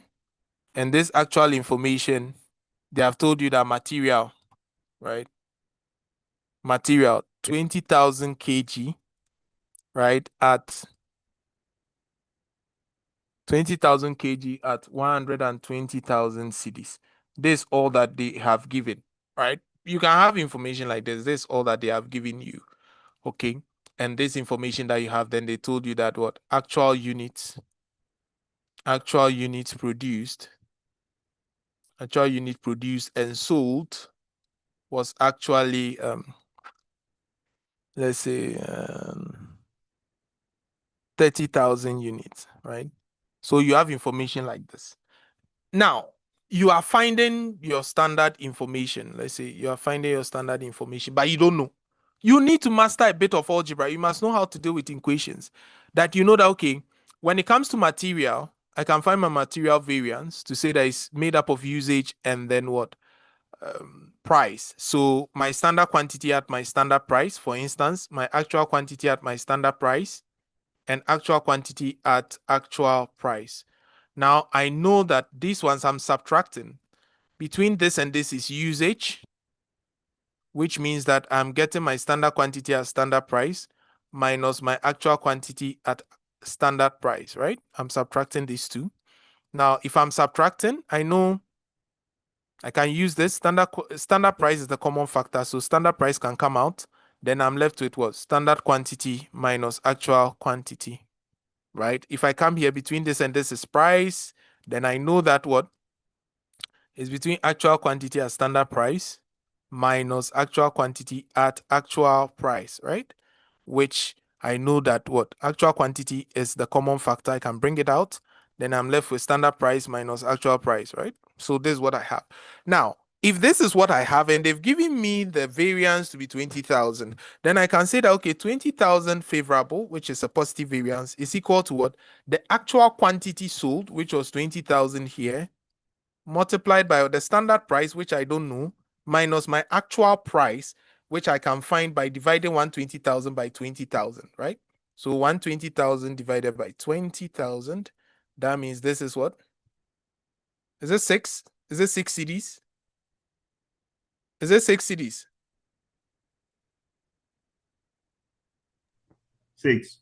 Yes. So look at what is happening. It means that now what I can do is Somebody can expand this bracket, but board mass, we know board mass should be used. What is the meaning of board mass? Brackets of multiplication, addition, and subtraction. Bracket of division, Division. multiplication, addition, and subtraction. This of, what does it mean? This of, what does it mean? Does it mean open? Off means multiply. Multiply. Are you sure? Ghana, our teachers have confused us, Papa. That's why we struggle with mathematics. This is not actually off like multiplication. Then what is this M? If this off is multiplication, this M is what? I don't know who brought that confusion. This off is order. That is indices, exponents. So in America, they use bed mass. Bracket, exponents, division, multiplication, addition, and subtraction. Why? 2 of 3. This is what it means. This off there. Not because multiplication is also here. So it means anytime you meet exponents, you have to deal with them before you deal with division, multiplication. After bracket comes exponents or order. So it's bracket, order, division, multiplication, addition, and subtraction. So if you say off, then it's this. So for instance, this one that I've seen, the bracket is there. So I can evaluate this separately by dividing both sides by 20,000, right? So that's why you need basic algebra. So you see this gives us 1 equals what? Selling price minus 6. So it means 6 goes here. That means the selling price, material selling price is what? 5 cedis, right? Because it becomes what? I said 5 cedis, 7 cedis.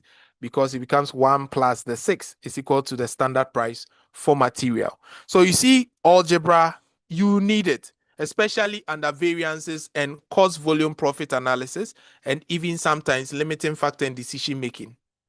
Okay, so it is very important. You can't do away with it. And you see how we've been able to utilize this just to find what? Material price. You see, so that's the first area that you need to know and understand for MA. And these same things you need in financial management. Anybody, whatever I'm saying, you also need it in financial management. All right, so those who are doing FM, yes, you need that. Okay, so we have talked about algebra. You need algebra. Now, to build something we call the management accounting mind, you must have strong knowledge about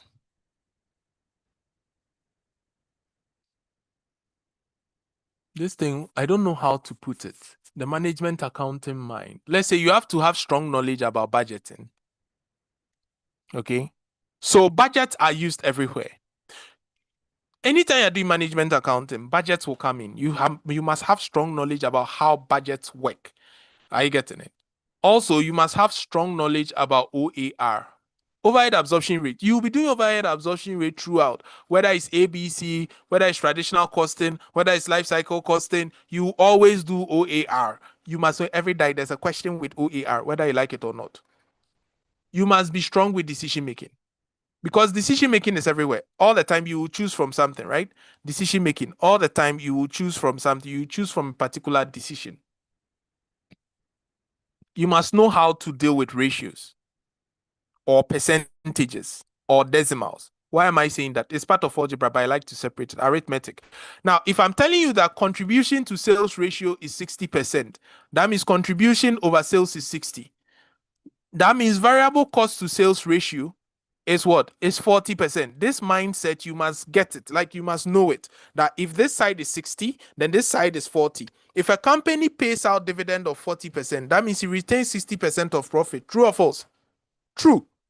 If I retain 10%, it means I pay out what? 90%. 90. So this thing, you must know it. Okay. Some people don't, they have to go the long way. Do you know, to get this same thing, I use my mind to say, okay, if this is 60, this is 40. Another student will say, okay, contribution to sales, let's say they have given you the contribution to be what? Let's say 10 cedis, right? So you're saying contribution to sales ratio is 60%. You have this, but you know contribution is 10 cedis. So 10 cedis over sales equals what? 60%. So another student will go this long way and now come and say, okay, then if contribution to sales is what? Let's say they've given you a variable cost rather to be, let's say, 4 cedis, right? Let me say Okay, so we know variable cost becomes sales minus what? Contribution becomes sales minus variable cost. So somebody will say sales minus variable cost all over sales equals what? 60%. Then I'll now replace this with the 4 CDs all over sales equals this. Meanwhile, this guy could have just done 40% and go straight forward though. So this one will now have to cross. You see algebra still here. I have S minus 4 equals what? 0.6 S. And S has to move, right? This 4 has to move, S has to come here. So S minus 0.6 S equals what? 4. So you see this one gives us 0.4 S equals what? 4. So what happens? I must divide both sides by 0.4. So S now becomes what? Which straightforward, I could have just said, okay, if my variable cost was equal to 4, variable cost to sales is just 40%, right? So just equating this 40% to the 4 and just dividing would have given you. But another student doesn't know that and you will waste time. So management accounting is about knowing the techniques. Are you getting it? You must know how to discount, right? Discounting is also one technique you must master. If you don't know, and everything I say here applies to FM as well. Yes, FM has this. People do not know this. These things that I'm teaching you, I usually do not teach it normally. I will teach you when I'm only teaching you in class. But I hope you are learning something. So anything that you are seeing here, those doing case study, yes, it applies. It also applies to those doing strategic case study. So that is what I was saying. So for management accounting, you must know these things. Now, for FM, let me show you why you need decision making. Look at this. A company has this policy, right? Receivable days. So on a normal it takes 30 days. The company usually takes 30 days to take money from their customers. These are normal days, right? They are normal receivable days that they have. And then they make credit sales. Okay, the company make credit sales of, let's say 10,000. It's 10 million. I'm working in thousands, right? 10,000. So this is what they have, right? Good. And then there's a new policy. And the new policy that this company wants to introduce is to give discount, right? They want to give discount to their customers, right? Of 2% if customers can pay within 15 days, right? So the question is telling you that check if the discount policy, the new policy of the discount is better, or they should continue with their existing policy. And they come and tell you that, okay, with this policy, 60% took up the discount. Okay, what if 60% takes up the discount? That means 40% go with the normal policy, right? So in FM, we'll call this what?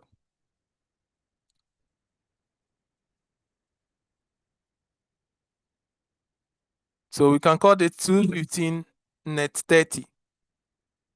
So it means I get 2% discount if you pay within 15 days. If not, you pay within your normal 30 days.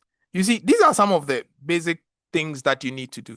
So all you are going to do is say that, okay, now if customers have to pay me within 30 days, in 30 days, if my suppliers come, and customers have not paid me, I have to find a way to take a short-term loan from the bank, if money is not yet with me, to pay the suppliers, so that when these customers pay me, I can now pay the supplier back. I can now pay the bank back. Meaning the only amount I'm going to receive, I'm going to pay the bank is the interest, because I must take this money from my receivables to pay, right? So I can say, okay, then what is my receivables? So my receivables simply is my receivable days over 365 times my sales. And I know that they said 30 days. This is my original policy. Out of the 365 days times the 10,000 that we have. And that gives me the amount of receivables I'm yet to take, for instance. So I have 30 out of what? 365 times 10,000 sales. That means my receivables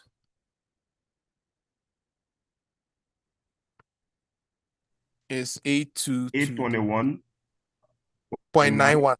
Yes. So let's just make it 822, right? So I don't want any decimals. Okay. So this is my receivables figure, right? But then if I am going with my normal policy, my existing policy, it means that these people, I'm going to finance the bank, because these people, I took a loan from the bank to pay my suppliers. So when they pay me, I now pay the bank.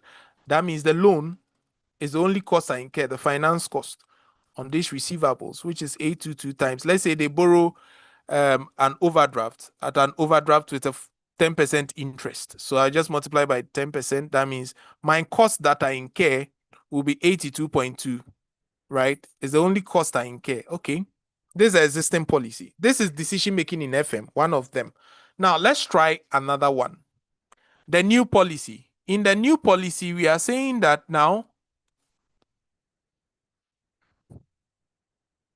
the new policy now they should pay within 15 days. Is that not so? And get how much discount? If they pay in 15 days, how much discount are they getting? 2%. 2%. But a discount is a cost to the company. Is that not so? Yes, it's a cost to the company. So first of all, we are saying that our receivables, right? How many took up the discount? When we look at what I wrote, how many took up the discount? They said 60% took up the 60%. Discount, right? That means those people would have been what?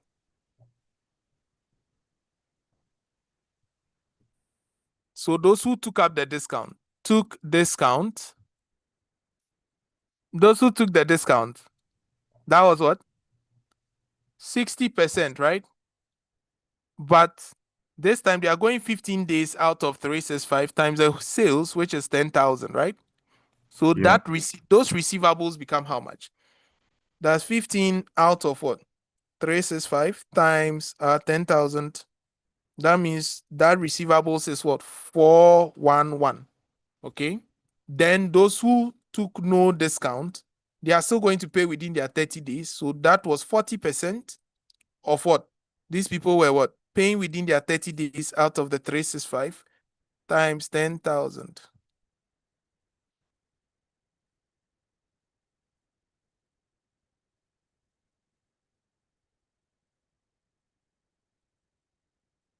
$329. You see, so those who took up the discount, their receivables there is 411, and those who didn't take up is 329. So now, what is my cost I have incurred? You see the other one, we only incurred cost of what? 82.2, right? But this guy, if we're supposed to finance it, those who took the discount was 411, right? But we have to finance it at 10%. That means we incur 41.1, right? As a cost to us. Now, no discount. Those people are going to incur cost of what? This is the finance cost we are paying. We are going to incur cost of 329 by what? By 10%. And that's how much? 32.9. Okay, but there were some other costs. The discount itself is a cost, right? The discount is a discount allowed. It's an expense to the company. And this discount allowed, we're giving 2% times the whole sales, but only 60% of them took up the discount. Is that also? So in that case, the discount is an extra cost, which is 2% times 10,000 times 60%. And that's 120. Now, see. So our total cost is 41.1 plus 32.9 plus 120. We are incurring cost of 194 if we decide to give people discount. So which is good? The existing policy or the new policy? The existing policy, we only incurred cost of 82.2. The new policy, we incur cost of 194. Should we choose a new policy or the existing policy?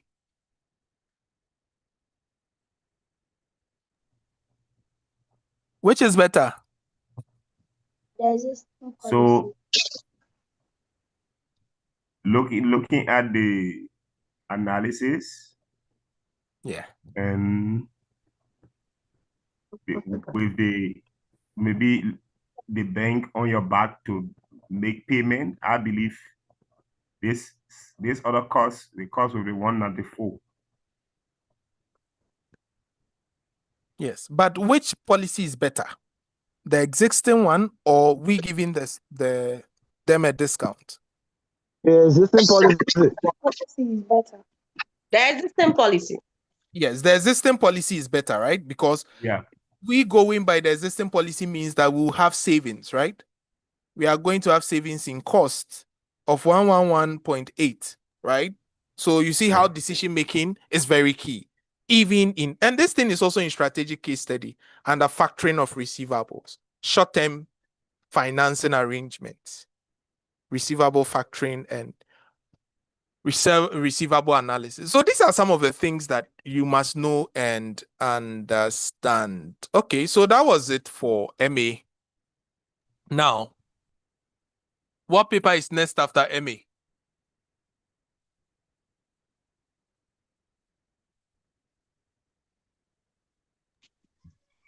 What paper is next Public after sector. MA? Public sector. Are you sure? Are we sure it is public sector? Okay, if you want us to go to public sector, we can go to public sector and come back. After MA is not public sector, it's audit and assurance. Now, audit and assurance is one paper that those who are doing, a lot of people I know they have, what do we call it? Exemptions from audit and assurance. Also, they go and then suffer under level 3, right? Level 3 advanced audit and assurance. But one thing I can tell you that is that audit and assurance, you need to know how audits actually work. It's one thing that helps you out, especially knowing how to do audit procedures. At the audit and assurance level, it's more about, you get more questions on controls, right? Controls than the regulatory, professional, and ethical issues, but mostly they are theoretical. A bit of application comes in for the planning side, like risk, identifying risks, right? But at the corporate level or the professional level, it's not more about the identification, but also the assessment and even dealing with accounting issues. Okay. So here, most of the time, you see how the syllabus is spread. You can see the audit and assurance. We have 10 marks for the nature of audit and assurance. That's the nature of assurance engagement, review engagement and assurance engagement, limited assurance engagement and review engagement, the three-party relationship. I get it. There are 5 elements of every assurance engagement. You must know them.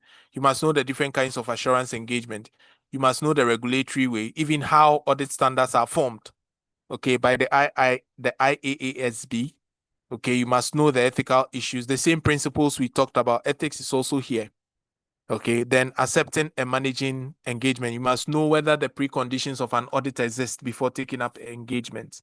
Then planning, the planning stage. You must know the difference between planning, audit plan, and what audit strategy. You must know the difference between them. You must be able to carry out a normal risk assessment, right? So the normal audit procedure, right? To management, to shareholders, right? So you must be able to identify the client, do a risk assessment, right? Internal control review. Are you getting it? So there are so many things that you have to do. Okay.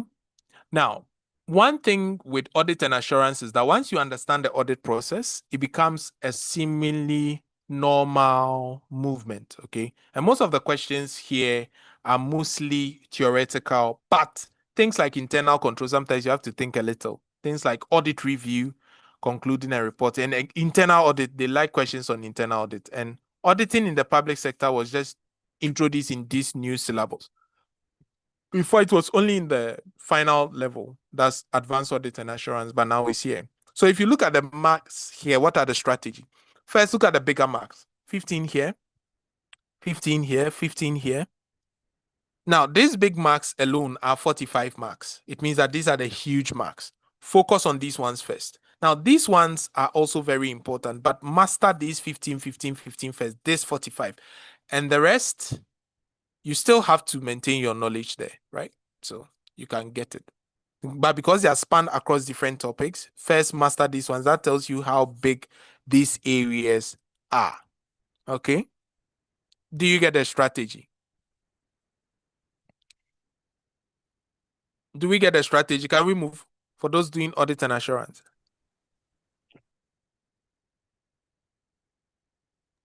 Can we move? It's almost 9. Yeah, I believe we can move. Yeah. Okay. Already people have a lot of exemptions, so they are not even looking at it. I will share the syllabus, so don't worry. When you have time, it's just the strategies that I'm teaching you now, right? So FM, financial management. Financial management too, it's a lot too. It's a lot. It's a lot. So the financial management function and the environment, the sources of finance available to businesses, and being able to calculate the cost of such funds, cost of capital, and the optimum capital structure. Be able to apply financial investment appraisal techniques to assist in process of evaluating long-term investment, including mergers and acquisitions. Explain efficient treasury management and apply techniques to manage financial risk. Explain and apply efficient and effective working capital management techniques. So that receivable management thing I just did was part of working capital, but you see what's decision making. The purpose of business valuation and apply valuation models, the importance and operation of financial management in the public sector. This is a new introduction because I told you now they added ethics, public sector, and IT. Okay, so now public sector is spread across most of the papers, but especially IT and ethics, where you see everywhere. Right? So you also have to discuss the impact of new and developing technologies on financial management. You see IT here. So when you look at the grade, you see investment appraiser is a core technique. You see it's 20 marks. Yeah. Then treasury and financial risk, you can see is 15. You can see there. You can see working capital management is also 15. You can see business valuation, mergers and acquisition is also 15, right? Then there's another 15 here, sources of finance and financing decisions, which includes cost of capital, which is also what? 15. So if you put all these marks together, that's how much? That's your strategy. How many marks? That's your 80. strategy for financial management. 80. Now, investment appraisal, when you understand it, will help you in most of these things because most of the same techniques are used in business valuation. So, for instance, if I take the dividend valuation model, if I want cost of equity, then I know that this is dividend 1 plus what? 1 plus the growth, right? All over what? All over what? Who remembers? Well, go there.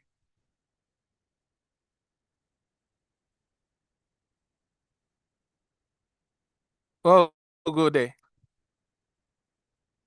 Cost of Everybody. equity group. No, this is we are finding cost of equity. So what will go there? That's price. Price. Okay. Price will go the price.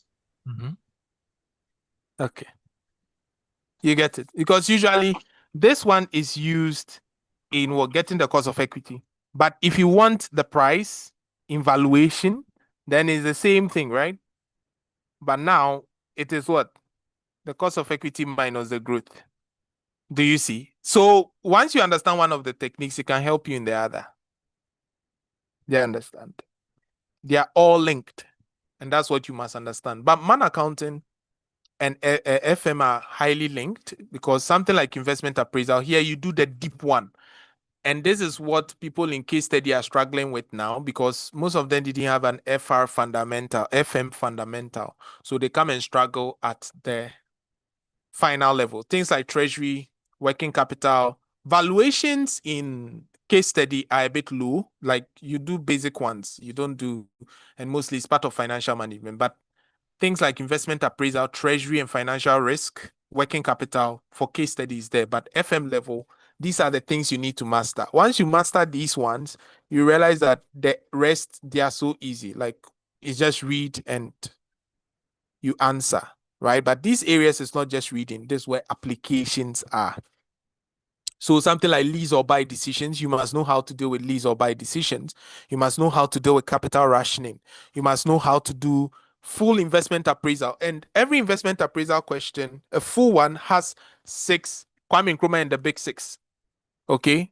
So a full investment appraisal question has the big 6. Okay? And the big 6, what do you need?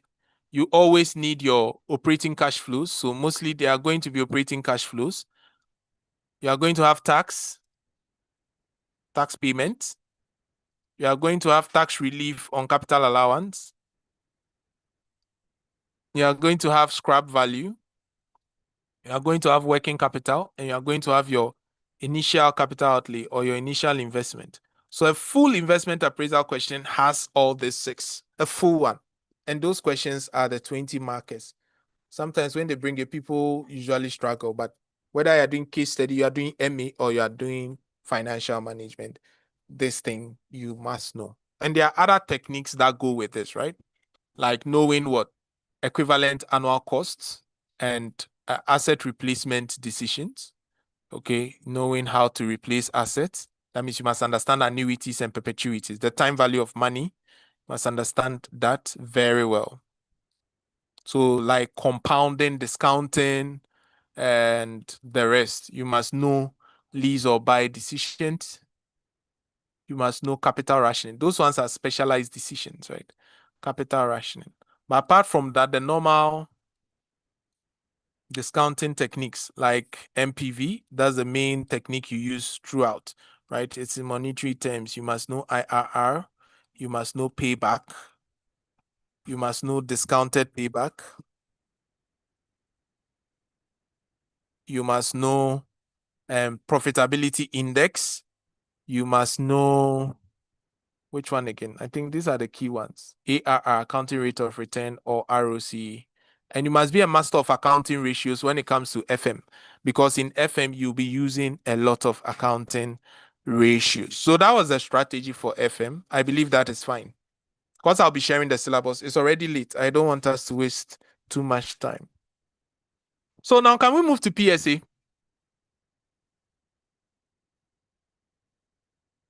Can we move to PSA? Yes, sir. Okay, good. Public sector accounting and finance. I don't know whether my boss Musa is on the line.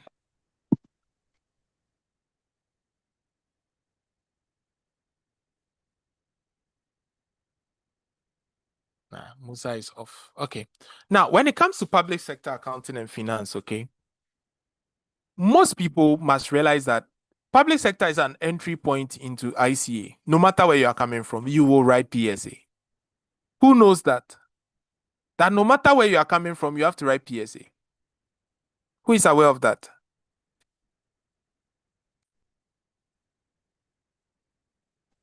Aye. Everybody is aware of it. Yes. So it means that is a paper you shouldn't joke with.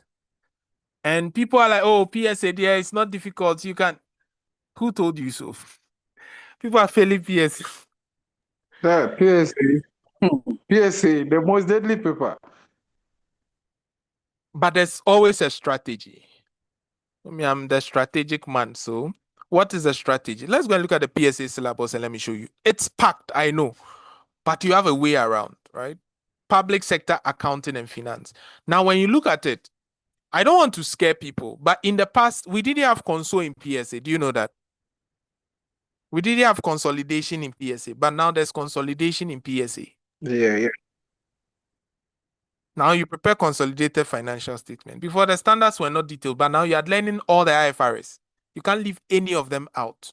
So now, even in PSA, you must learn and understand all the standards. So explain and illustrate the key elements of public financial management cycle in Ghana, which includes public sector budgeting. Okay, so the financial management cycle also includes budgeting. It is budgeting and its corresponding activities, right? So explain and apply the conceptual framework. So the conceptual framework for general purpose financial reporting, very important. Now, you see these areas that I'm highlighting. These first areas are full of reading, okay? Maybe budgeting, well, now they tend to bring the budget and variance analysis. You know, public sector, you also do variance analysis, where you do budget out and then you calculate your variance. But now we sort of put it under ratios, okay? So just knowing budgeting, public sector budgeting, the PEFA framework, they are all part of the financial management cycle. Then the conceptual framework. These things, you have to know them. Let me take a public sector paper. Let me show you something. Let's see, PSA, come in.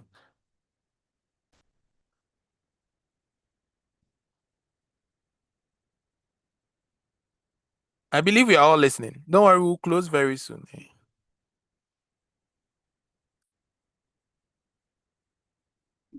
Let me take We are anyone.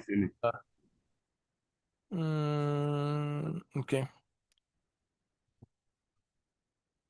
Let me just take the new syllabus, right? The very first time they examined the new syllabus. Now,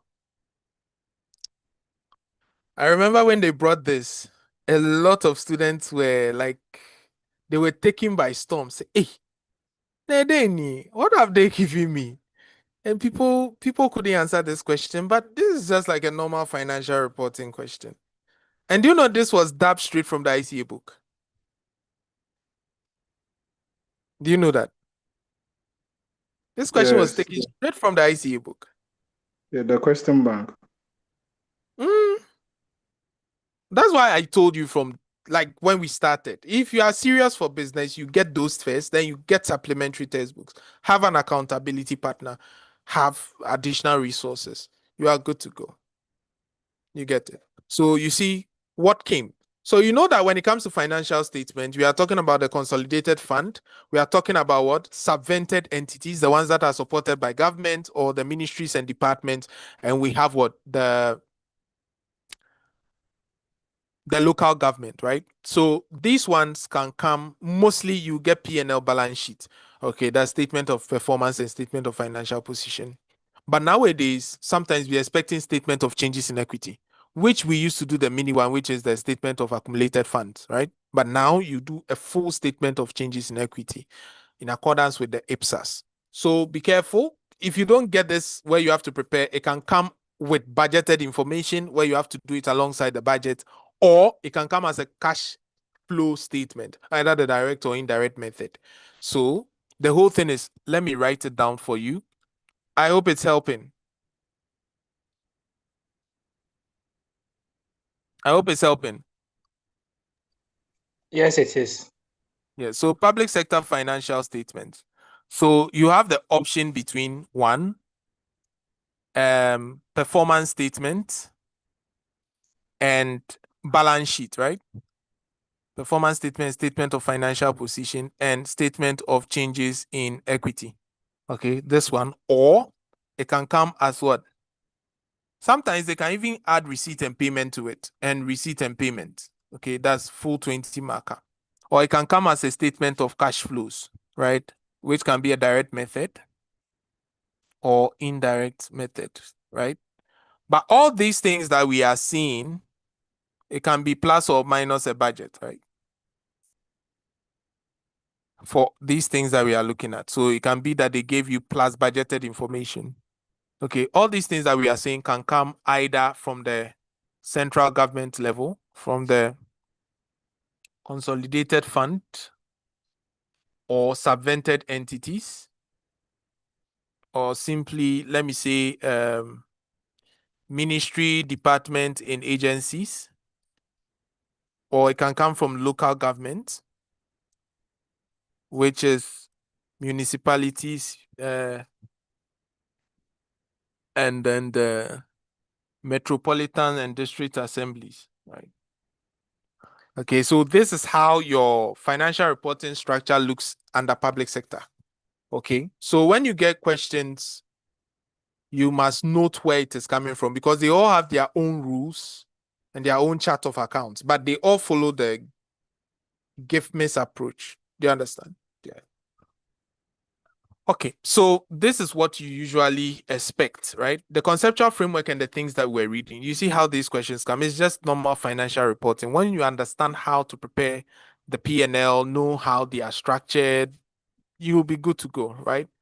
Most of the time, the problem that I know that people usually struggle with when it comes to public sector accounts is dealing with what? Expenses that are in a different year, okay? Usually, I know students struggle with that, but it's because they don't understand accruals and prepayments very well.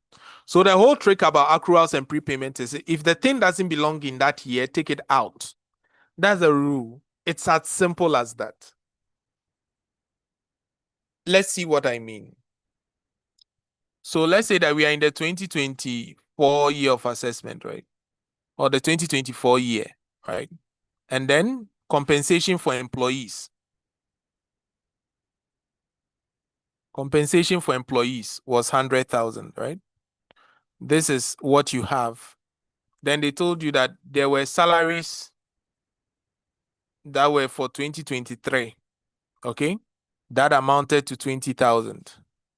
salaries that were due for 2024, I get an as at 2023 were 10,000, and salaries that are due for 2025, that's 60,000. Now, if you are preparing compensation for employees, right? Now, this salary, we are in 2024 year of assessment. Does it belong here?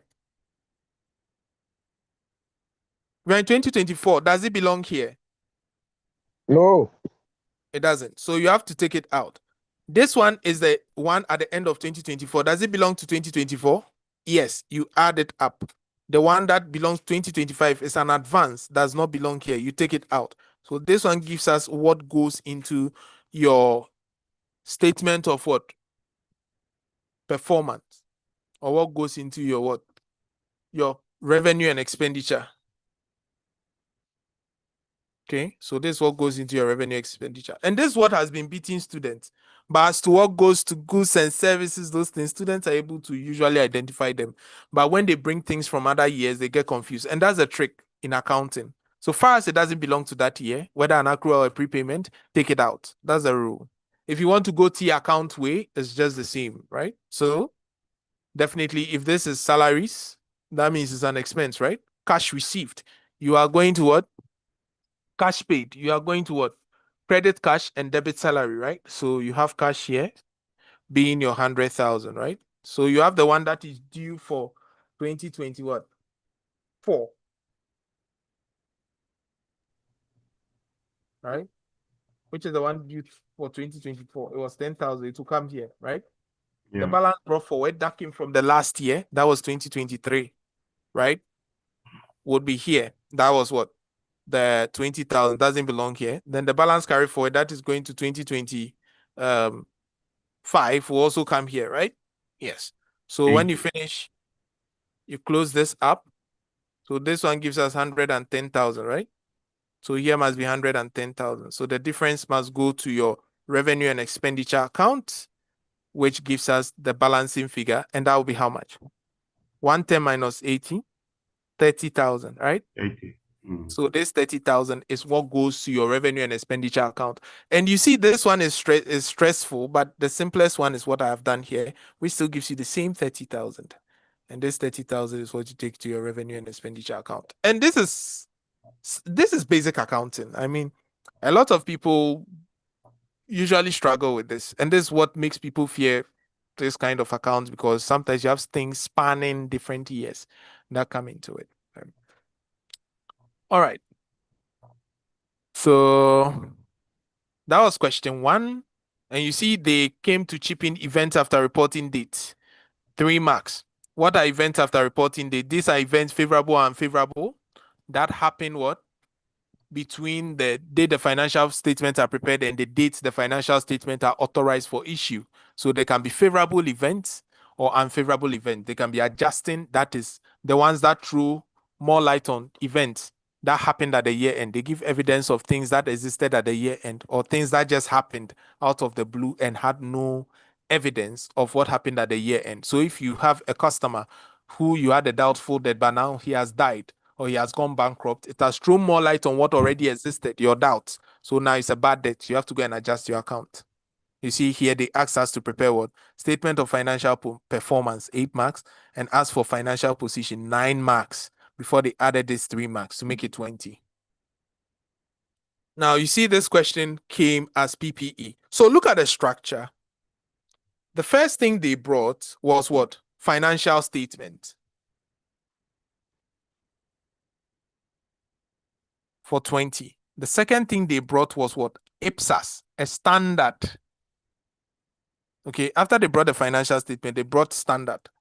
And you can see here that with a standard, they said what?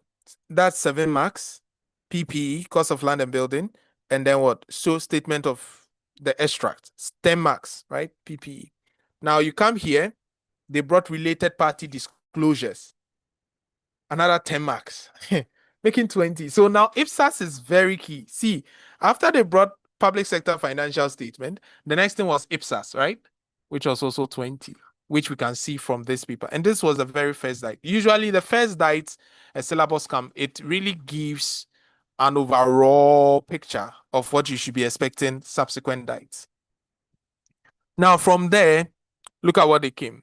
The public sector financial management system, right? Including budgeting, you can see. And usually with this comes the PEFA framework. So usually question 3, even before this new syllabus already had PEFA. So you see that public sector financial management will also carry its 20 marks. See, 20. So it was public sector financial management framework and PEFA, 20. So budgeting and all those things falls here. Question 3, public sector financial management, 20. Let's go to the 4th one.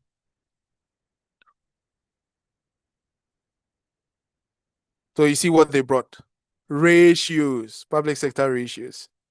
Very important. And they gave you ratios to calculate. And most people, this is like the sheer banker area that like you can easily pass, okay?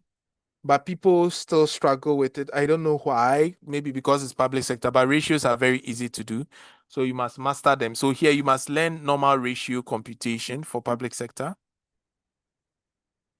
You must learn common size and index analysis, okay? And you must learn what? Variance analysis and interpretation. When you know this, I believe you should be fine, right? Yes, so variances and ratios are literally the same, just that variances are in number form. Ratios, you have a percentage or a decimal. That's the only difference. So you see this one too is 20. So comes ratio.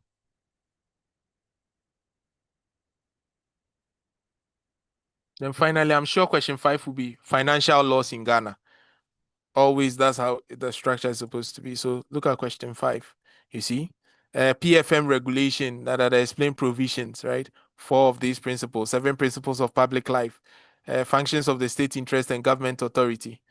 You see here financial loss in Ghana. So I've already given you the trick. It doesn't mean that's how it's actually looking, but public sector financial loss. So this is where you have your public procurement and accountability and all those things, right? They all fall there. So we have seen that after they examine your financial statement, they come and examine you on IPSAS, then public sector financial management, which includes what? Budgeting and PEFA framework and the financial management. Then we come and look at what? Public sector ratios that follow before public sector financial laws in the public sector, like public procurement and all the other ones. So this is a strategy for public sector. And public sector is so broad. So the strategy is that master the financial statement, 20 marks, master ratios. Okay, the financial laws are many, but then the budgeting side, right? You know, if you know the budgeting framework and you know PEFA, that alone is a salvation for you. Then the IPSAS, there are some key IPSAS which we'll talk about in class that if you master them, definitely you can do the other ones, right? There are some IPSAS, no matter how you learn it, you will never understand it unless you are directly using them to work. So Nunya, you said, how do you pair PSA, MA, FR, and FM? I would always advise that, how many papers are you taking? Do you want to take all the 4? Unless you have a lot of time. Now we write in 3 dates, so why not take it 2 at a time? Okay, 2. I think you can pick MA and FM, good combination. PSA, FR, good combination. I like that. So you can pick PSA and FR this date. Then you do MA, FM next date. FM and MA are more related because you can transfer concepts. PSA, FR, very related. You are preparing accounts, you are preparing ratios. There's always a link between them. And the IPSAS and the IFRS also are the same. So if I learn borrowing cost here, I can apply it here. If I learn PP here, I can apply it here, just different names. Nunya, are you okay?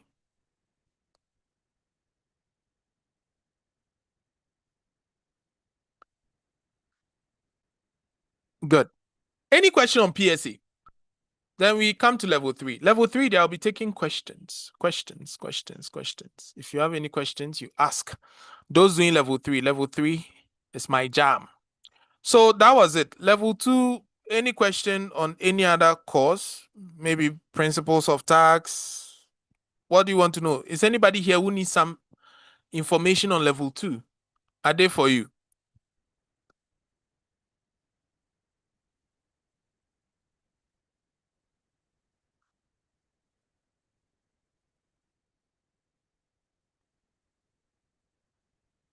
Any question? Everyone is fine. Good.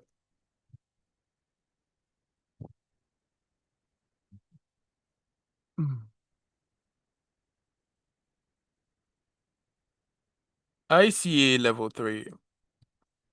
Corporate reporting. Corporate reporting is the OG of ICA papers. Original gangster. Somebody said, how can I pair MA with level 3 papers? Do you recommend specifics or I should take all level 3 with MA? For me, if you have time, I have students who always write 5 papers and they get all 5. Chris, Joycelyn, all those people, they wrote 5 and they made it. But now that we write multiple diets, why stress and go and write 5 papers? It will be a headache on you. Do you understand? You can take maybe your MA together with any other paper, maybe MA and then strategic case study because there's a relationship between them.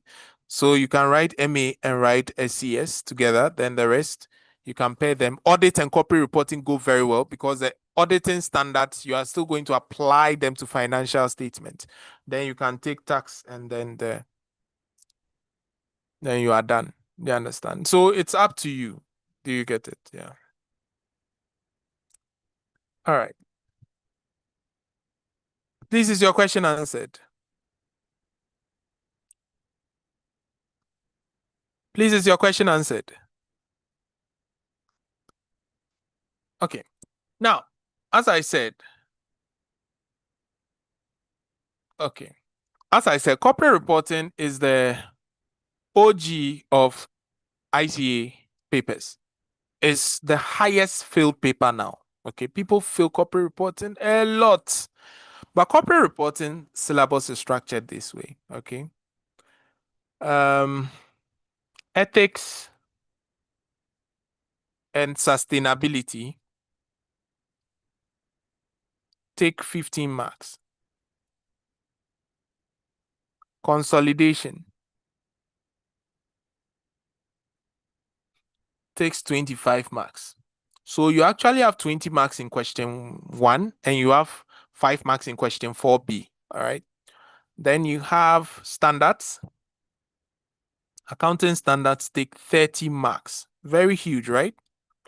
Then you have ratios taking 15 marks. And then special accounts also taking 15 marks. Is it up to 100 or more than 100? 30, 30, 60, plus 40. Yeah. 100 per no be so. Is that not so?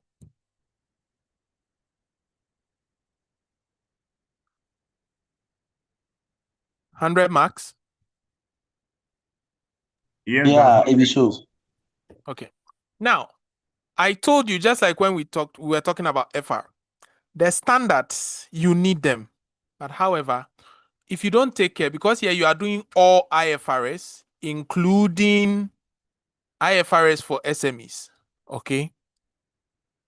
If you don't take care, all your 3 months will be wasted on IFRS.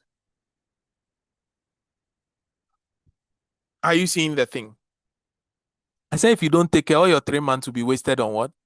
Will be wasted on IFRS. So since your 3 months can be wasted on IFRS, what you can do is that you learn selected IFRSs. So you learn selected IFRSs, okay? Then you go and master this. Consolidation, you can do something, your ratios and your specialized accounts. So that's the trick. You can't do away with any of them, but at least these are areas that if you master them, I believe you'll be more than fine. And I keep selling this strategy all the time.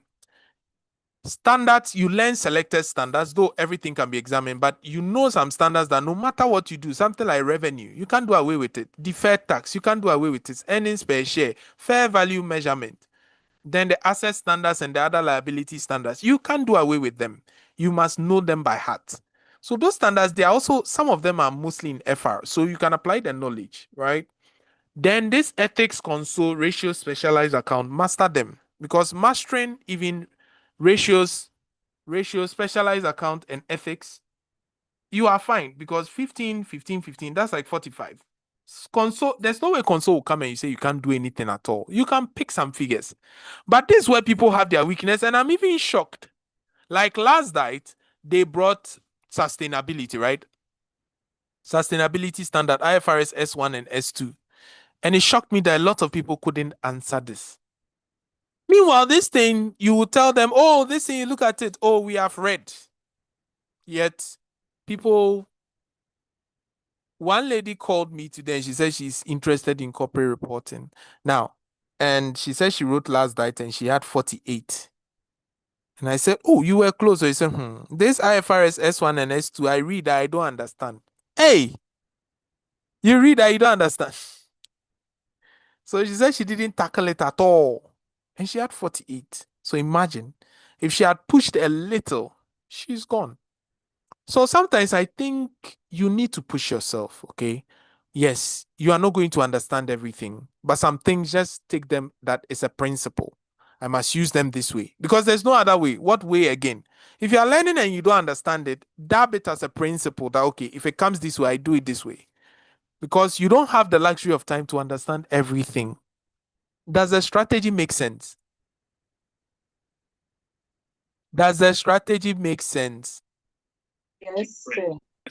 Don't go. Oh, people, oh, person TBBS 3 months. This is somebody's 3-year course. Oh. And you are doing it in 3 months. You think what you have to learn and understand in 3 years, you can use only 3 months to learn and understand. No. So you understand the key ones, and you see, reporting is such that when you know the basics, you understand the concept, you can easily transfer. You understand? You can easily transfer it to other things. Like, you know that anything in the future, you have to discount to present value. Applies to impairment, applies to financial instrument, applies to leasing, applies to pensions, applies to what? All other standards that have something in the future. Applies to revenue, right? Financing component. So you see, these things applies to hedging, right? Applies to leases. You see, one principle, present value. Look at the amount of standards we have been able to apply it to. You get the idea. So this is a strategy for corporate reporting. Are we okay? Good. Now, after corporate reporting, I'm supposed to move to advanced audit and assurance. Advanced audit and assurance is one paper that if you fool, it can mess you up. People are like, oh, the best combination is going to do audit and tax. Nah, lie. Me, I would rather you do audit and corporate reporting. Do you know, if your reporting is not good, advanced audit can be a pain in the butt. Who knows that? Because there are specific audit procedures that you must do that require you to know the standard very well. So those people who say go and do audit and tax, you go and they bring a specific standard. So sometimes you go and then normal questions come, you are free to pass, right? Because it's within what you have learned. But when they start bringing the accounting treatment, and you are not good with reporting, if your FR is very solid, you can easily pass AAA. Now, unlike before when it was straightforward, now everything is top notch. All right, so when it comes to AAA, Advanced Audit and Assurance, there's also a strategy. There are specific things you must master. 1, ethics and professional issues. So ethics and professional issues, you must be an OG before you can pass. So I see a lot of students trying to distinguish between ethics and professional issues in the exam. Sometimes it's difficult to do so, right? But when it comes to ethics, you are usually talking about what? Conflict of interest. Maybe you are auditing 2 clients. Conflict of interest. You are talking about what? Integrity of the client. Sometimes you see directors are hiding something. Okay. you are talking about what? The threats to objectivity. Okay. And the breach in the fundamental principles. Now, one thing I realize is that students who do ethics, okay, they hardly talk about the principles themselves. You lose marks for that if you don't know. So somebody will say that, look at this, look at a student, these two students. One student will say that, oh, he's getting gift and hospitality. This is a self-interest trait. That is good. But look at student B. He's getting gift and hospitality. This constitutes what? A self-interest trait, and therefore breaches the concept or the principle of objectivity and integrity. Do you get the idea? So anytime you talk about a particular trait, you have to tell us what principle has been breached, which people hardly talk about. It's not only about the trait, why the trait. So always when it comes to audit, remember Sister Iwa. What did I say? Remember what? Sister Iwa. Sister Iwa. So what is Sister Iwa? What is the issue? He was employed by his uncle. Why is that an issue? Being employed by your uncle brings familiarity, close family relationships. Because your uncle has employed you as a fresh graduate, you don't want to maybe disappoint him, so you will do what he wants. What action can be taken? You can report to those charged with governance or those ahead of you, or make sure that proper internal controls have been set so that segregation of duties can be there, so that your work can be checked with someone else, so that we ensure that independence has been achieved. This is it. So Iowa, all the time when you're dealing with this, you go Iowa, right? So when it comes to professional issues, you are looking at things like money laundering clues, right? So you spot that they are transferring huge source of fund from one bank account to the other. Are you getting it? You have practice management issues, right? And always you must know that things like what? Advertisement. Auditors don't do adverts, but when they do advert, they do it in these expensive places like golf courts and the rest. But the adverts, you shouldn't make things like substantiated claims. Are you getting that we are the best? What shoes? Are you getting? We can give you the work you want. What shoes? Are you getting it? Things that will breach your objectivity and integrity, right? Quality control. Quality control is a key area. I have to even put it in red. There's no quality control without ethics. Okay, so when you go and this is the quality control camp. When you go and quality control camps, for those doing advanced audit, you pair it with ethics, because quality control is in the firm at the firm level and on individual assignments. Okay, then the impact on the audit. So whatever you are doing, how does it impact the audit? Right? What is the impact on the audit? Things like fraud and error. Fraud and error, you can identify as a professional area. Non-compliance, so you are auditing somebody, you see he's not complying with the tax law. What is your impact? So this thing, we call it NOCLA. Okay. So these are some of this is the main area, one of the biggest areas that you have to look at. Why accountants should study ethics and professional issues. They are broad, like it's the biggest area that you have to know under AAA. Then from there comes one of the big areas too, that is audit planning, right? So audit planning is very broad. Planning is the biggest area that students usually lack there. So you must understand planning in itself, the planning requirement and all that. You must understand risk assessment, and audit risk is very important, right? So the risk, you must understand business risk, identifying business risks and identifying audit risks. So what's the difference? Business risks are risks that are tied with your objective of achieving cash flow. So if anything is going to bring you down from achieving your business cash flow or affect your ability to continue as a going concern, then it's a business risk. And business risk, you can use things like PESTEL, SWOT, 5 forces. If no one has told you, I'm telling you, you can use this to identify them. Usually, these ones, we can break them into what? Compliance risk, financial risk, I get in it, and regulatory risk. But you can still use these models to identify them. Then audit risk, we are looking at risk of material misstatements and what we call detection risk.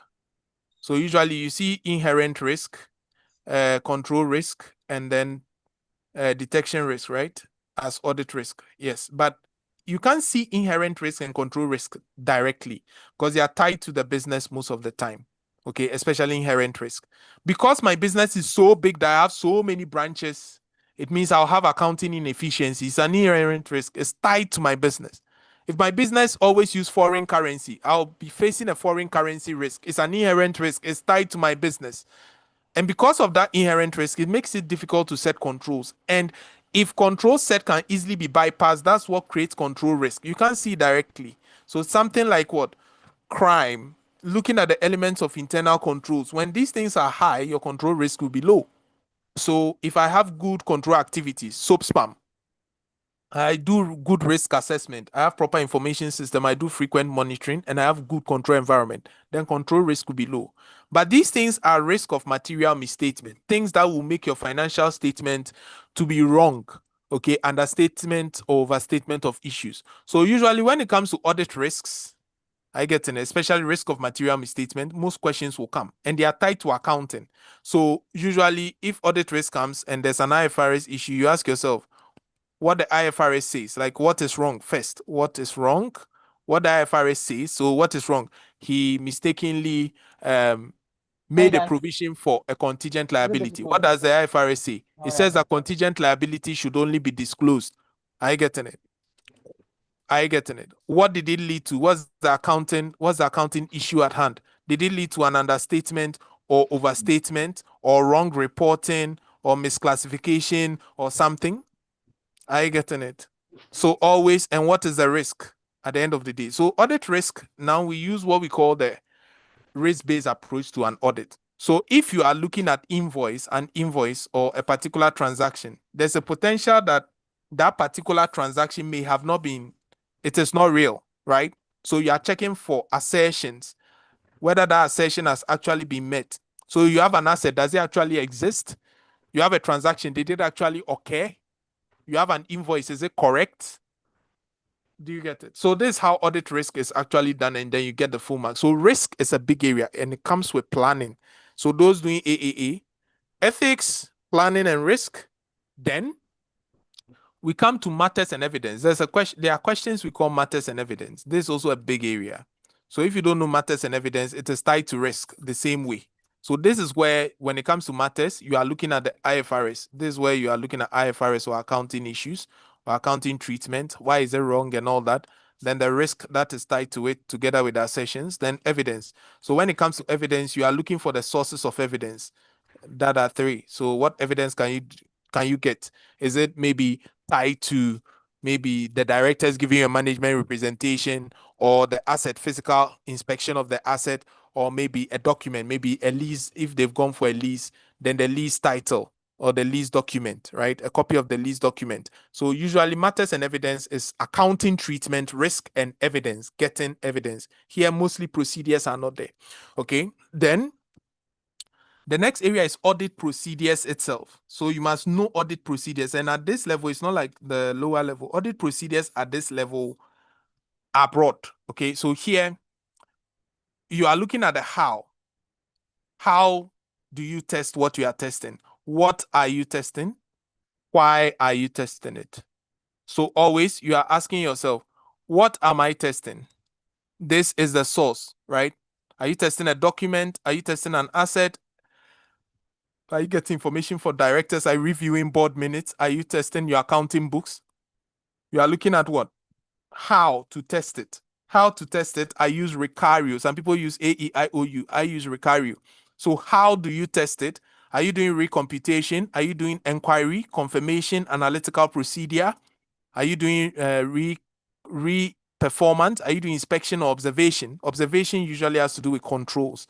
Are you getting it? Then why you are testing it? Why you are testing it are the assertions. Okay, so maybe you may be testing completeness. Was the thing actually recorded in a financial statement? You may be recording accuracy. Is the thing having an accurate value? You may be recording existence for an asset. Does the asset actually exist? You may be recording, checking for obligation. Do you actually own that lease? Is there liability in your books? So these are the why. So any audit procedure you use, you always check what you are testing, how you are testing it, and the why.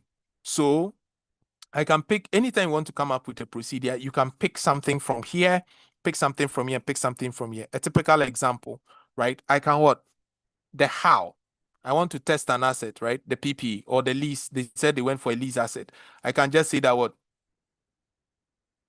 Inspect right? I've picked I. Inspect lease asset to confirm what? Existence. This is a good procedure. So inspection, that's the how. What am I testing? Asset, lease asset. What is the why? Why did I test it? Existence. Do you get it? So this is how we do audit procedures. And there's a general procedure that works for everything. So usually you make a schedule or request a schedule, you test cast the schedule, you check arithmetical accuracy of the schedule, you take a sample, you vouch the sample in detail, you check the internal controls for effectiveness and reliability, you check for presentation and disclosure, whether they are accurate and understandable. And it works for every particular item on the financial statement. Then the last aspect is actually reporting. So audit reporting comes with the review and reporting. I usually call it review and reporting. And this area, there's a lot there. So first of all, understanding audit opinions, the various opinions, right? So there are 5 opinions you can have. The unqualified opinion, then unqualified opinion, then qualification of opinion. There are 4 different types, right? So we have what?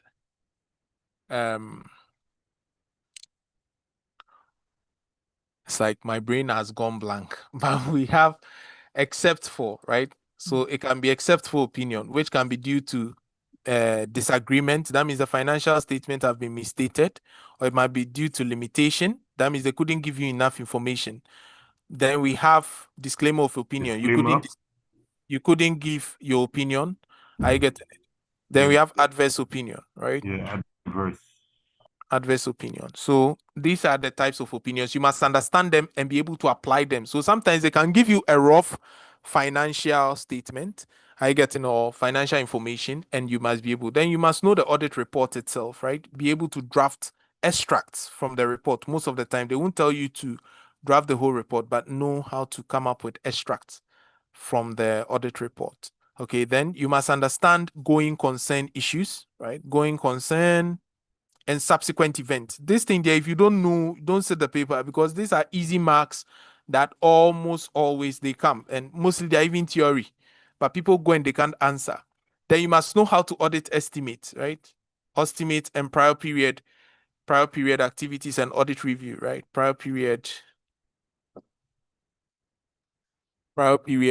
balances or opening balances, right? So these areas, they are key.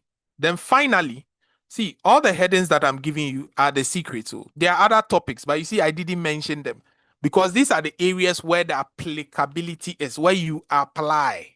All right. Specialized areas are there, like forensic audit, due diligence assignment, and the rest. But you see, these are the areas where you can get majority of your marks. At least you can bag some 60 marks from here. The rest, you play around with them. Then finally comes public sector audit, right? Though there are other areas, but public sector audits also carry marks. Sometimes it can weigh up to 15 marks or 20 marks, right? So public sector audits to make all the time is there. In the old syllabus, you can get 10 to 15 solid marks. Now it's 20 solid marks coming from here. So don't joke with it. So this is a strategy for advanced audit and assurance. And it's as if I've taught you audit. It's been a while since I taught audit. But I hope you learned something. Very good. Very So well. that was the strategy. Now, yeah. who needs which of you? I said which of you? How many of you are doing advanced taxation?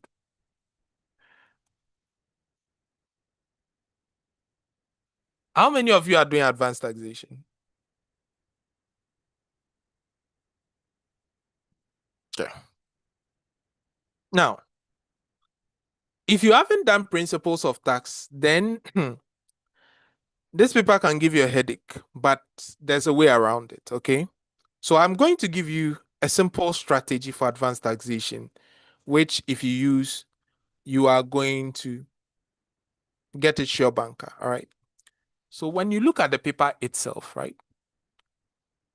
Now, the first area I'll talk about is tax planning and ethics.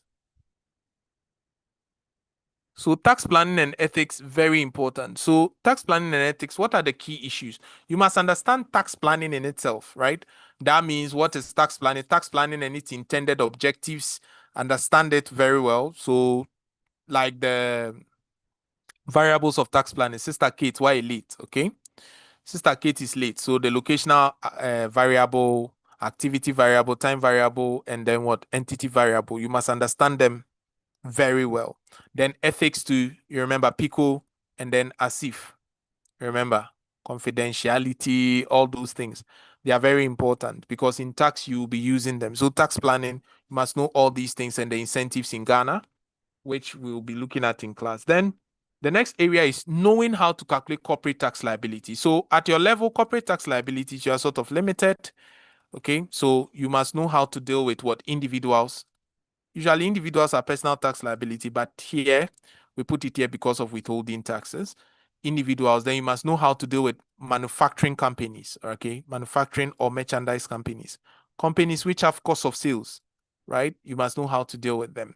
Then, when you are computing this kind of companies, their financial statement, you take your, one approach is taking your profit before tax, okay? Then you are going to less excluded income. So there are some income that is what? Not supposed to be included. When you read section 5 of the Income Tax Act, it tells you that what business income or final withholding payment are not supposed to be there. So when you have final withholding what payments, they are not supposed to be there. When you have what exempt income, they are not also supposed to be there. So when you have all these things, they are included in your gross profit in accounting. So you have to take them out. Once you take them out, then you now come and add what? Disallowed deductions. So disallowed expenses. Then you come and add disallowed expenses. So disallowed expenses in our law are very, like, they are categorical, right? So we can start with expenses that are not when. Expenses not when. When we talk about when, we are talking about expenses that are not wholly, exclusively, unnecessarily incurred. So we can make reference to the residual deduction rule under section 9. This one we can find under section 5, right? Section 7.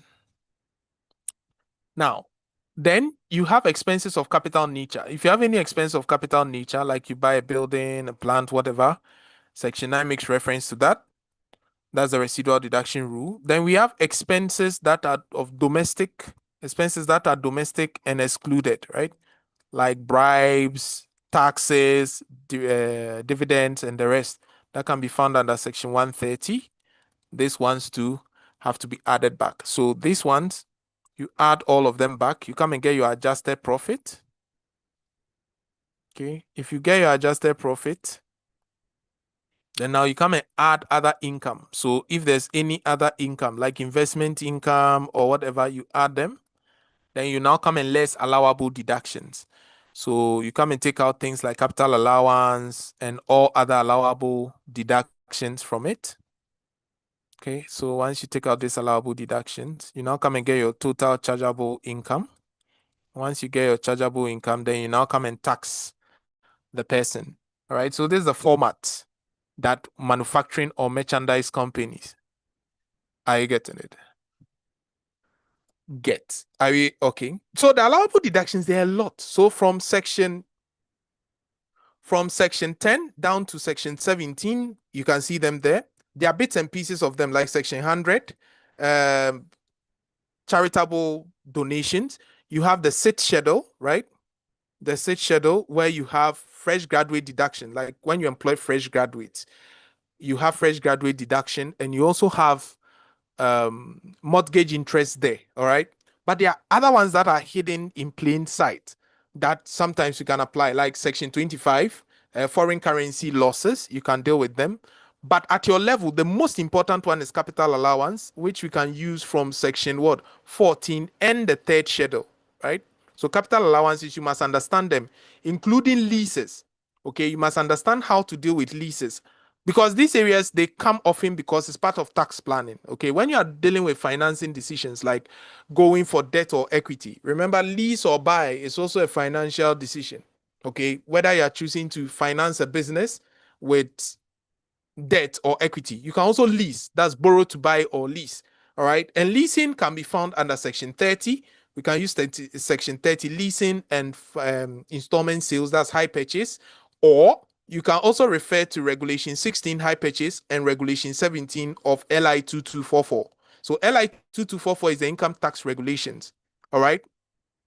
Then as part of tax planning, we have anti-avoidance provisions. That one I'll separate it because it's something that we apply all the time. So anti-avoidance provisions. So anti-avoidance provisions, if you don't know them, don't sit this paper because from question 1 through to the rest, are you getting it? All the time it will be there. Things like arm's length arrangement between associates, right? So understanding arm's length and transfer pricing, section 31, and then the transfer pricing regulations, right? LI 2412 of 2020. We must understand income splitting,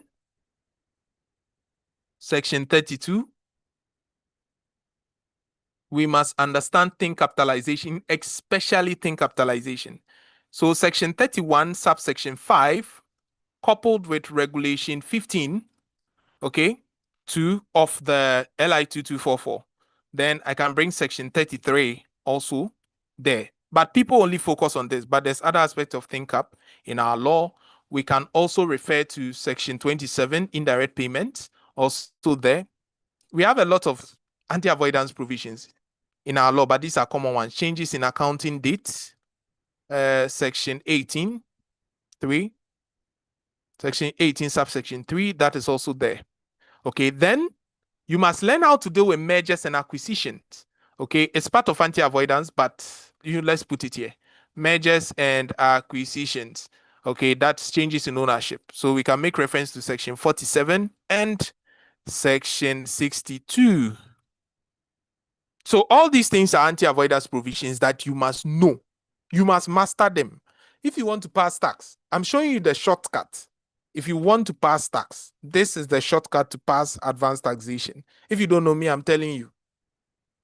I've done this too many a time that I can even close my eyes and pass taxation. Do you understand? So now the new introduction that you have to understand with corporate tax liabilities, insurance companies, right? When it comes to insurance companies, you must also understand how insurance companies work. I know some students, when they did tax, they never did insurance. But when it comes to insurance, we have general insurance and we have life assurance, right? Now, remember that when you invest in a life assurance business, okay, because people don't die early, that is the thing. We expect that you live for a long time. So usually they don't make profit from the premium that you invest in the business. So we only tax them on their investment income. But general insurance, the premiums that you bring is their sales. All right. So with this kind of companies, when you receive your gross premium income, you remember the money you have received. You have to reinsure yourself, right? So you take your reinsurance premiums and you go and insure it somewhere, right? Then some people will not do again, right? So you return their premium. So all these things, you have to take them out. Then when you finish, this gives you your net premium income.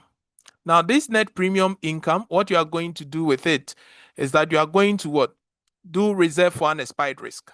Something we call reserve for unexpired risk. Now, you see that some people, let's say a premium is due for this year, but they pay in advance, right? So it goes into the reserve for unexpired risk. And this reserve for unexpired risk is based on the premium income. Normally, it is 45% of the net premium income, right? But the question may state, if it's marine insurance, marine is very risky, so it's 75%.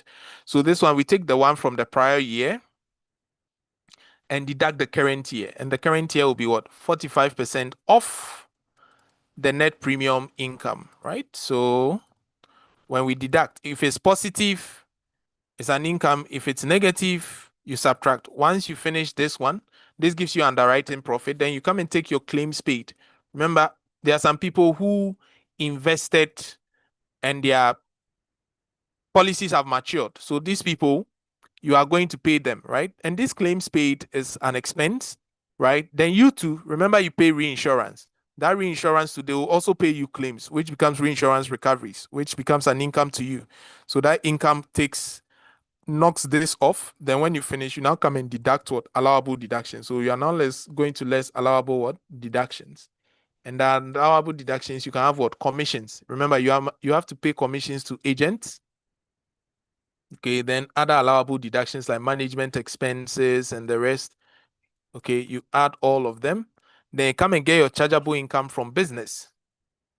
Okay, you get your chargeable income from business. Then you are now going to add investment income. So if there's any investment income for the insurance business, you are going to what? Add it up. Then you get your total chargeable income. Then you can now tax it at 25%. So this is how it works for general insurance. But for life assurance, it's just taking the investment income and lessen all allowable deductions. That's all, because they invest for the long term. So basically, these areas very important. Then the next area I want you to look at is knowing how to deal with natural resources. Okay, natural resources, we are talking basically about petroleum and mining operations. Okay, so when it comes to petroleum and mining, they are very similar. The principles of taxation are very similar, especially when I start with section 63, I'm looking at principles of petroleum. That's separate petroleum operations. You must understand the rule, the cardinal rule, that any business you are doing apart from petroleum must be done separately. When you go to section 64, it talks about what? Separate petroleum operations. So your petroleum operations are in two phases. It can be done at the field level and at the contract level. And any cost you incur before production commence shall be put into a single pool and capital allowance granted when commercial production, are you getting it, reaches, or when you commence commercial production. All right. So these principles are the same in petroleum and the same in mining. But when you understand this, you must also understand the distribution of crude oil, how we distribute crude oil. So for petroleum, distribution of crude oil is very important. So if you are here and you don't know how to distribute crude oil, you must learn it. It's very simple. So let's say I have produced 100,000 barrels of crude oil, okay?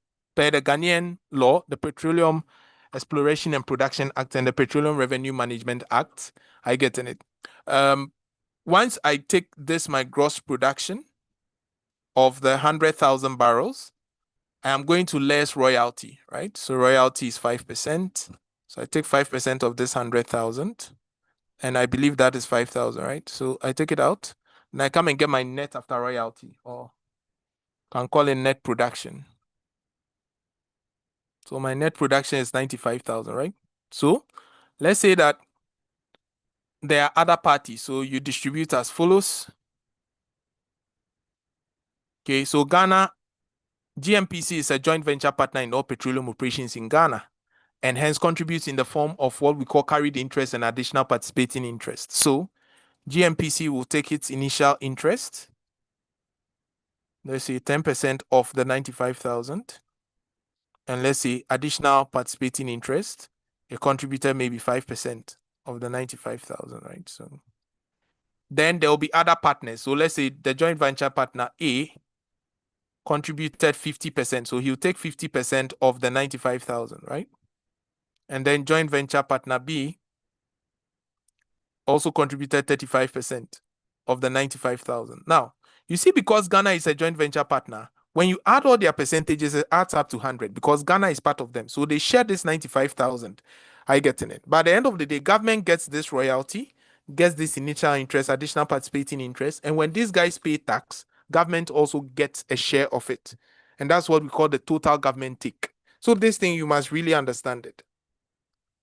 Now, when it comes to mineral operations, you must know how to compute capital allowance. I told you, for these people, we grant capital allowance at 20% straight line or over 5 years. So we usually pull all the costs into a single pool until commercial production commences or begins. Do you understand? So these are the rules you must understand. And mineral royalties are 5% of gross income or gross production. So a question can come purely on mineral royalty for 5 marks. And you shouldn't miss it, as I told you. So these are some of the things that you must understand. Now they've added the Petroleum Revenue Management Act. So you must understand how we allocate petroleum revenues. Okay, like you see, this area I'm talking about is pure 15 marks. Every diet, it will come fully for 15 marks.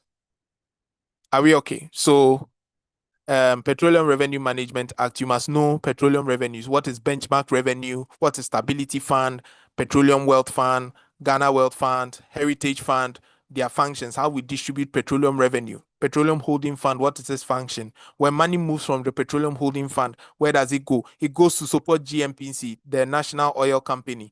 Then some of it will go into the petroleum the annual budget funding amount. From there, we go to the Ghana Petroleum Fund, that's Heritage and Stabilization Fund. Then from there, we go and fund those communities who have lost, petroleum, or petroleum activities have destroyed their community, and also to settle refunds. So you must understand this. Then finally, we have what we call transaction taxes, like VAT and customs. Usually VAT is what they'll focus on. Customs, just basic custom duty computation is enough. The Petroleum Revenue Management Act, yes, is under case study, but case study, hardly would they bring it. It depends. If they bring a petroleum company, then they will ask it. So that one there. If they bring petroleum company, which we are expecting very soon, then they might ask about it. Okay, so it's good you asked. All right, so that was taxation. There are other areas, but I didn't mention it, like IT, tax administration is there. But these are the key areas with the lot of marks, like transfer pricing, you can get it for 20 marks. Taxation of permanent establishment and international taxation. All right, they are all there. So I added to anti-avoidance provisions. But in class, we dive more into detail and cover all those ones. Okay, so the Pasco rush hour, I will post the, I'm going to do some small calls just after this class. We'll finish right now. Let me talk about case study and then we are done. So strategic case study is the last paper I want to talk about. And strategic case study, the paper is structured this way. So we have strategic position or strategic analysis, which comes for 20 marks. Strategy implementation, which counts for 25. Then we have strategic choice, which counts for 15 marks, okay? Then we have financial management, which counts for 20 marks. And then finally, governance, corporate governance, which also comes for 20. So this area, you see this 45 here, I want you to become a master of this. Master this 45 marks. Master this 20 and add it to the 45. The rest, you play around with them. Because these areas, sometimes they come and you are not sure what to write. So my strategy is always students should master position, implementation, and corporate governance. If you put it together, how many marks is that? You see, I like 65 marks a lot. MA, I gave you 65. Corporate reporting, 65. This one, 65. You see, I'm a master of 65. So this 65 marks, if you focus on it, there's no way you are going to fail strategic case study. As part of the position, there's something we call strategy objectives, okay? That's where you have your stakeholder analysis and those things. Now, case study, now I am going to be using a case approach. Just like last night, every topic we do, I solve a full case. I have a bag of cases, more than 300 cases, which are specific to a particular topic. So that's what we'll be doing. So case study, I won't talk plenty. This is a strategy. If you focus on this, you'll be more than fine. So basically, that comes to the end of our syllabus walkthrough. I know we didn't learn anything, but it was worth it, right? So regular classes start tomorrow, right? Regular classes start tomorrow. All interested parties can reach out to me on 0243 443934. And then you can also reach out to the admin at 024 675 2130. This diet is going to be exciting and I'll pressure you to pass. So no jokes. But apart from that, our Pasco, most of you are already aware of the Pasco rush hour, where we solve past questions each and every dawn, right? But it depends on the course you have. So the timetable will be posted just this night. All right. So we start tomorrow. I don't know what course. I don't know what course exactly we will be starting tomorrow. So I'll confirm on the page before I go to do my work. But that brings us to the end of our session today. Please, I would want a lot of you to join the regular class. as well to supplement the Pasco Guru, I think it will help. But if you feel you only need the Pasco Guru too, that's not bad.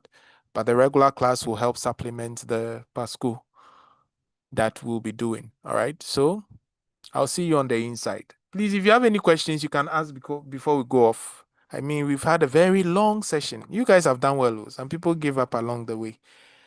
So any question before we call it a good night? Or no one has a question for me? Or you can voice out, you can talk.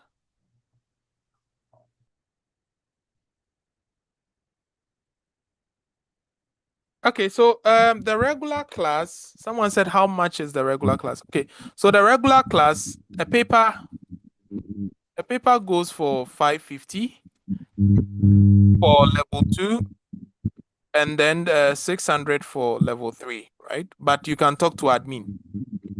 That's the tuition fee, but you can talk to admin. All right. 550 Yes. CDs. Yeah, 550 CDs, which is for those in Liberia, that is about, I think 40, I think it's about $49, and then level 2 will be $53, right? Okay. So maybe if you want to make payment, I'll create a flatter wave payment and then I'll send you the payment link. Okay. So those who want AAA for the Pasco rush hour, I have to talk to the tutor because people didn't really request for AAA. That's why I didn't do AAA. But we do every course. So far as you want to write it, we are there for you to hold your hands and make you pass once and for all. That's my job. So for me, I'm just making the attempt. Okay. Yeah. So Israel, is this your first time? Yes, my very first time. Oh, that is nice. I like first timers so that I can psych you to pass. Do you understand? You know, those who have written before, I don't know who taught them before they came, but they have a different mindset sometimes. So deprogramming to reprogram those people takes time. But if you're first time, it means you are just seeing me. So I can just open your head and put what I want to put inside for you so that you go and pass. Okay. Yeah, that's how it is. That would be very good. Yeah. So I did for you. And I'm with you throughout, always at your service throughout your whole journey. Anything you want, you just let me know. Okay. Preparation. And when it gets to the exam too, I'll give you a lot of exam techniques, how to manage your time, how to build speed, how not to write in the margin, -5, how we mark the papers and all that. Wow, that's wonderful. Yes, me, that's my competence. I mark, so I teach you what not to do. Some people don't know anytime they write in the margin, it's -5. Minus. Yes, it's -5. So if you write in the margin 5 times, that's 25 marks gone. Wow. Yes, people don't know this. And in Liberia, I think that has been much of the problem for some of my colleagues that can write it. Because we actually to follow margin while writing is difficult. Yeah. Then you have to learn that. You really have to learn that. I think this is one of the things people do to fail. And handwriting, people don't know that their handwriting is also one of the causes of their failures. So if your handwriting is very poor, if I cannot see, an old man is marking your paper, he cannot see. And also Chelsea has lost the match. He will not even mind you. This handwriting thing, it is costing me. You can build, you can do it. You can do it. If you need help on the handwriting, I can help you. Handwriting is all about your spacing and your typography. If you can work on these two things, I used to have a very bad handwriting. My mother helped me to overcome that. She told me that I should, anytime I write one word, I should create a space, more space, like 2 word space, 2 letter space in between. So that's how I started. I used to use pencil even when I was in JHS. So I started doing that, and my handwriting kept getting better. It is really costing me because I don't know. It will cost you a lot. Every time you write, even if you do well, if we can't see, there's nothing we can do. Because I can't see. Yeah, because I write so much and it comes and I'm around the 40s. I don't know what Yeah, is that happening. means it's the handwriting. You need to work on it. And everybody with a bad handwriting actually knows he or she has a bad handwriting. So work on it. If you need any help, just reach out. I'll help you out. I hope Okay, that is please. sure. Thank you. You're welcome. So tomorrow evening, I'm starting with strategic case study. I'm doing strategic case study. I'm the one who takes strategic case study. I told you it's my jam. Case study has always been my jam. Yes. But in the morning, I don't know. Yes, boss. Is that next time I'm oh, I'll be there for you. I there for you. MA, I still take MA. But I'll be assisted. I will be assisted with my guy Noble, who will also be assisting you. I'm there. Every paper I will come in to give you exam strategies and everything. But MA is my jam. I already told you. So I'll be there every step of the way. My job is to make sure you become a chartered accountant as soon as possible. So anything you need, you just reach out. Are we okay? All right. So if you Prof, have any- please, will the past questions solving be on midnight? no, it's at Or dawn. dawn? 4 At a.m. dawn. Yeah. Oh, okay. Thank you. It's 4 to 5:30. Oh, okay. Yeah. But I don't know what we are starting with tomorrow. So I'll have to contact the tutors just after our class to know who will be taking tomorrow's. If not, then I'll do it myself. But if I will be doing it, then tomorrow will be possibly corporate reporting or maybe FR. Corporate reporting and FR, yes. Because if it's standards, then both of you have to join. Are we okay? So if possible, maybe tomorrow it may be basic consolidation. Yes. So I may start with basic console tomorrow morning. For both those doing FR and those doing corporate reporting. We'll do basic consolidation tomorrow. So I'll send the questions on the platform this night, and then tomorrow we'll start. If only I don't get a tutor who is willing to do it tomorrow based on the timetable, then because the timetable is yet to be finalized, that's why it's not on the platform. So tomorrow morning we'll be doing, for me, I'll be doing consolidated financial statement. So we'll solve a couple of questions tomorrow morning. I hope that is fine. All right. May the Lord be with you. So, Prof. Yes, boss. So I'd like to know whether we are going to use just one link for all the courses. No. Because every tutor has his own link, so you share the link. But tomorrow I'll share the link. I'll share the link before 4. Okay, because we have now joined like various, course groups. So maybe the link should be shared on the main platform. Yeah, it will be shared on the main platform. Okay, that's fine. Yeah, all right. Thank you.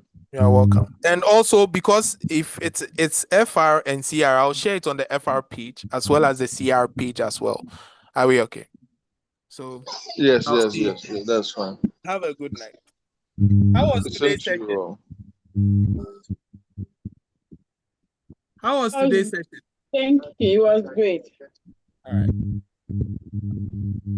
Prof, how about if you're doing case study and you would want to join the corporate Russia? Oh, you can join. Why not?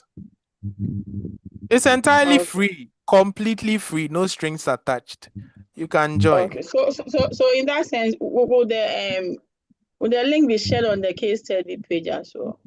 Yes, the link will be shared on the main Pasco Guru page. If you are not on it, just text me and let me add you to the Pasco page. Okay. All right. Yeah. All right. Okay. Thank you. You're welcome. Okay. It was a wonderful session as well. Nice meeting all of you. I hope we have a better encounter. Thank you so much. Thank See you. you all in class. Tomorrow evening, we are starting with strategic case study. We'll first review what came last night and go through. And I'll teach you some techniques before we start with the main diet issues. I'll give you a scheme of work so that you know everything we'll learn before the diet ends.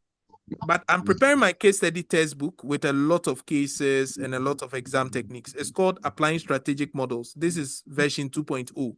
Once that is ready to, I'll let you all know. All right. Okay, that's fine. Thank you, Prof. You're welcome. Prof, will this video be posted? It's already on YouTube. Oh, okay. Thank you, bro. My YouTube.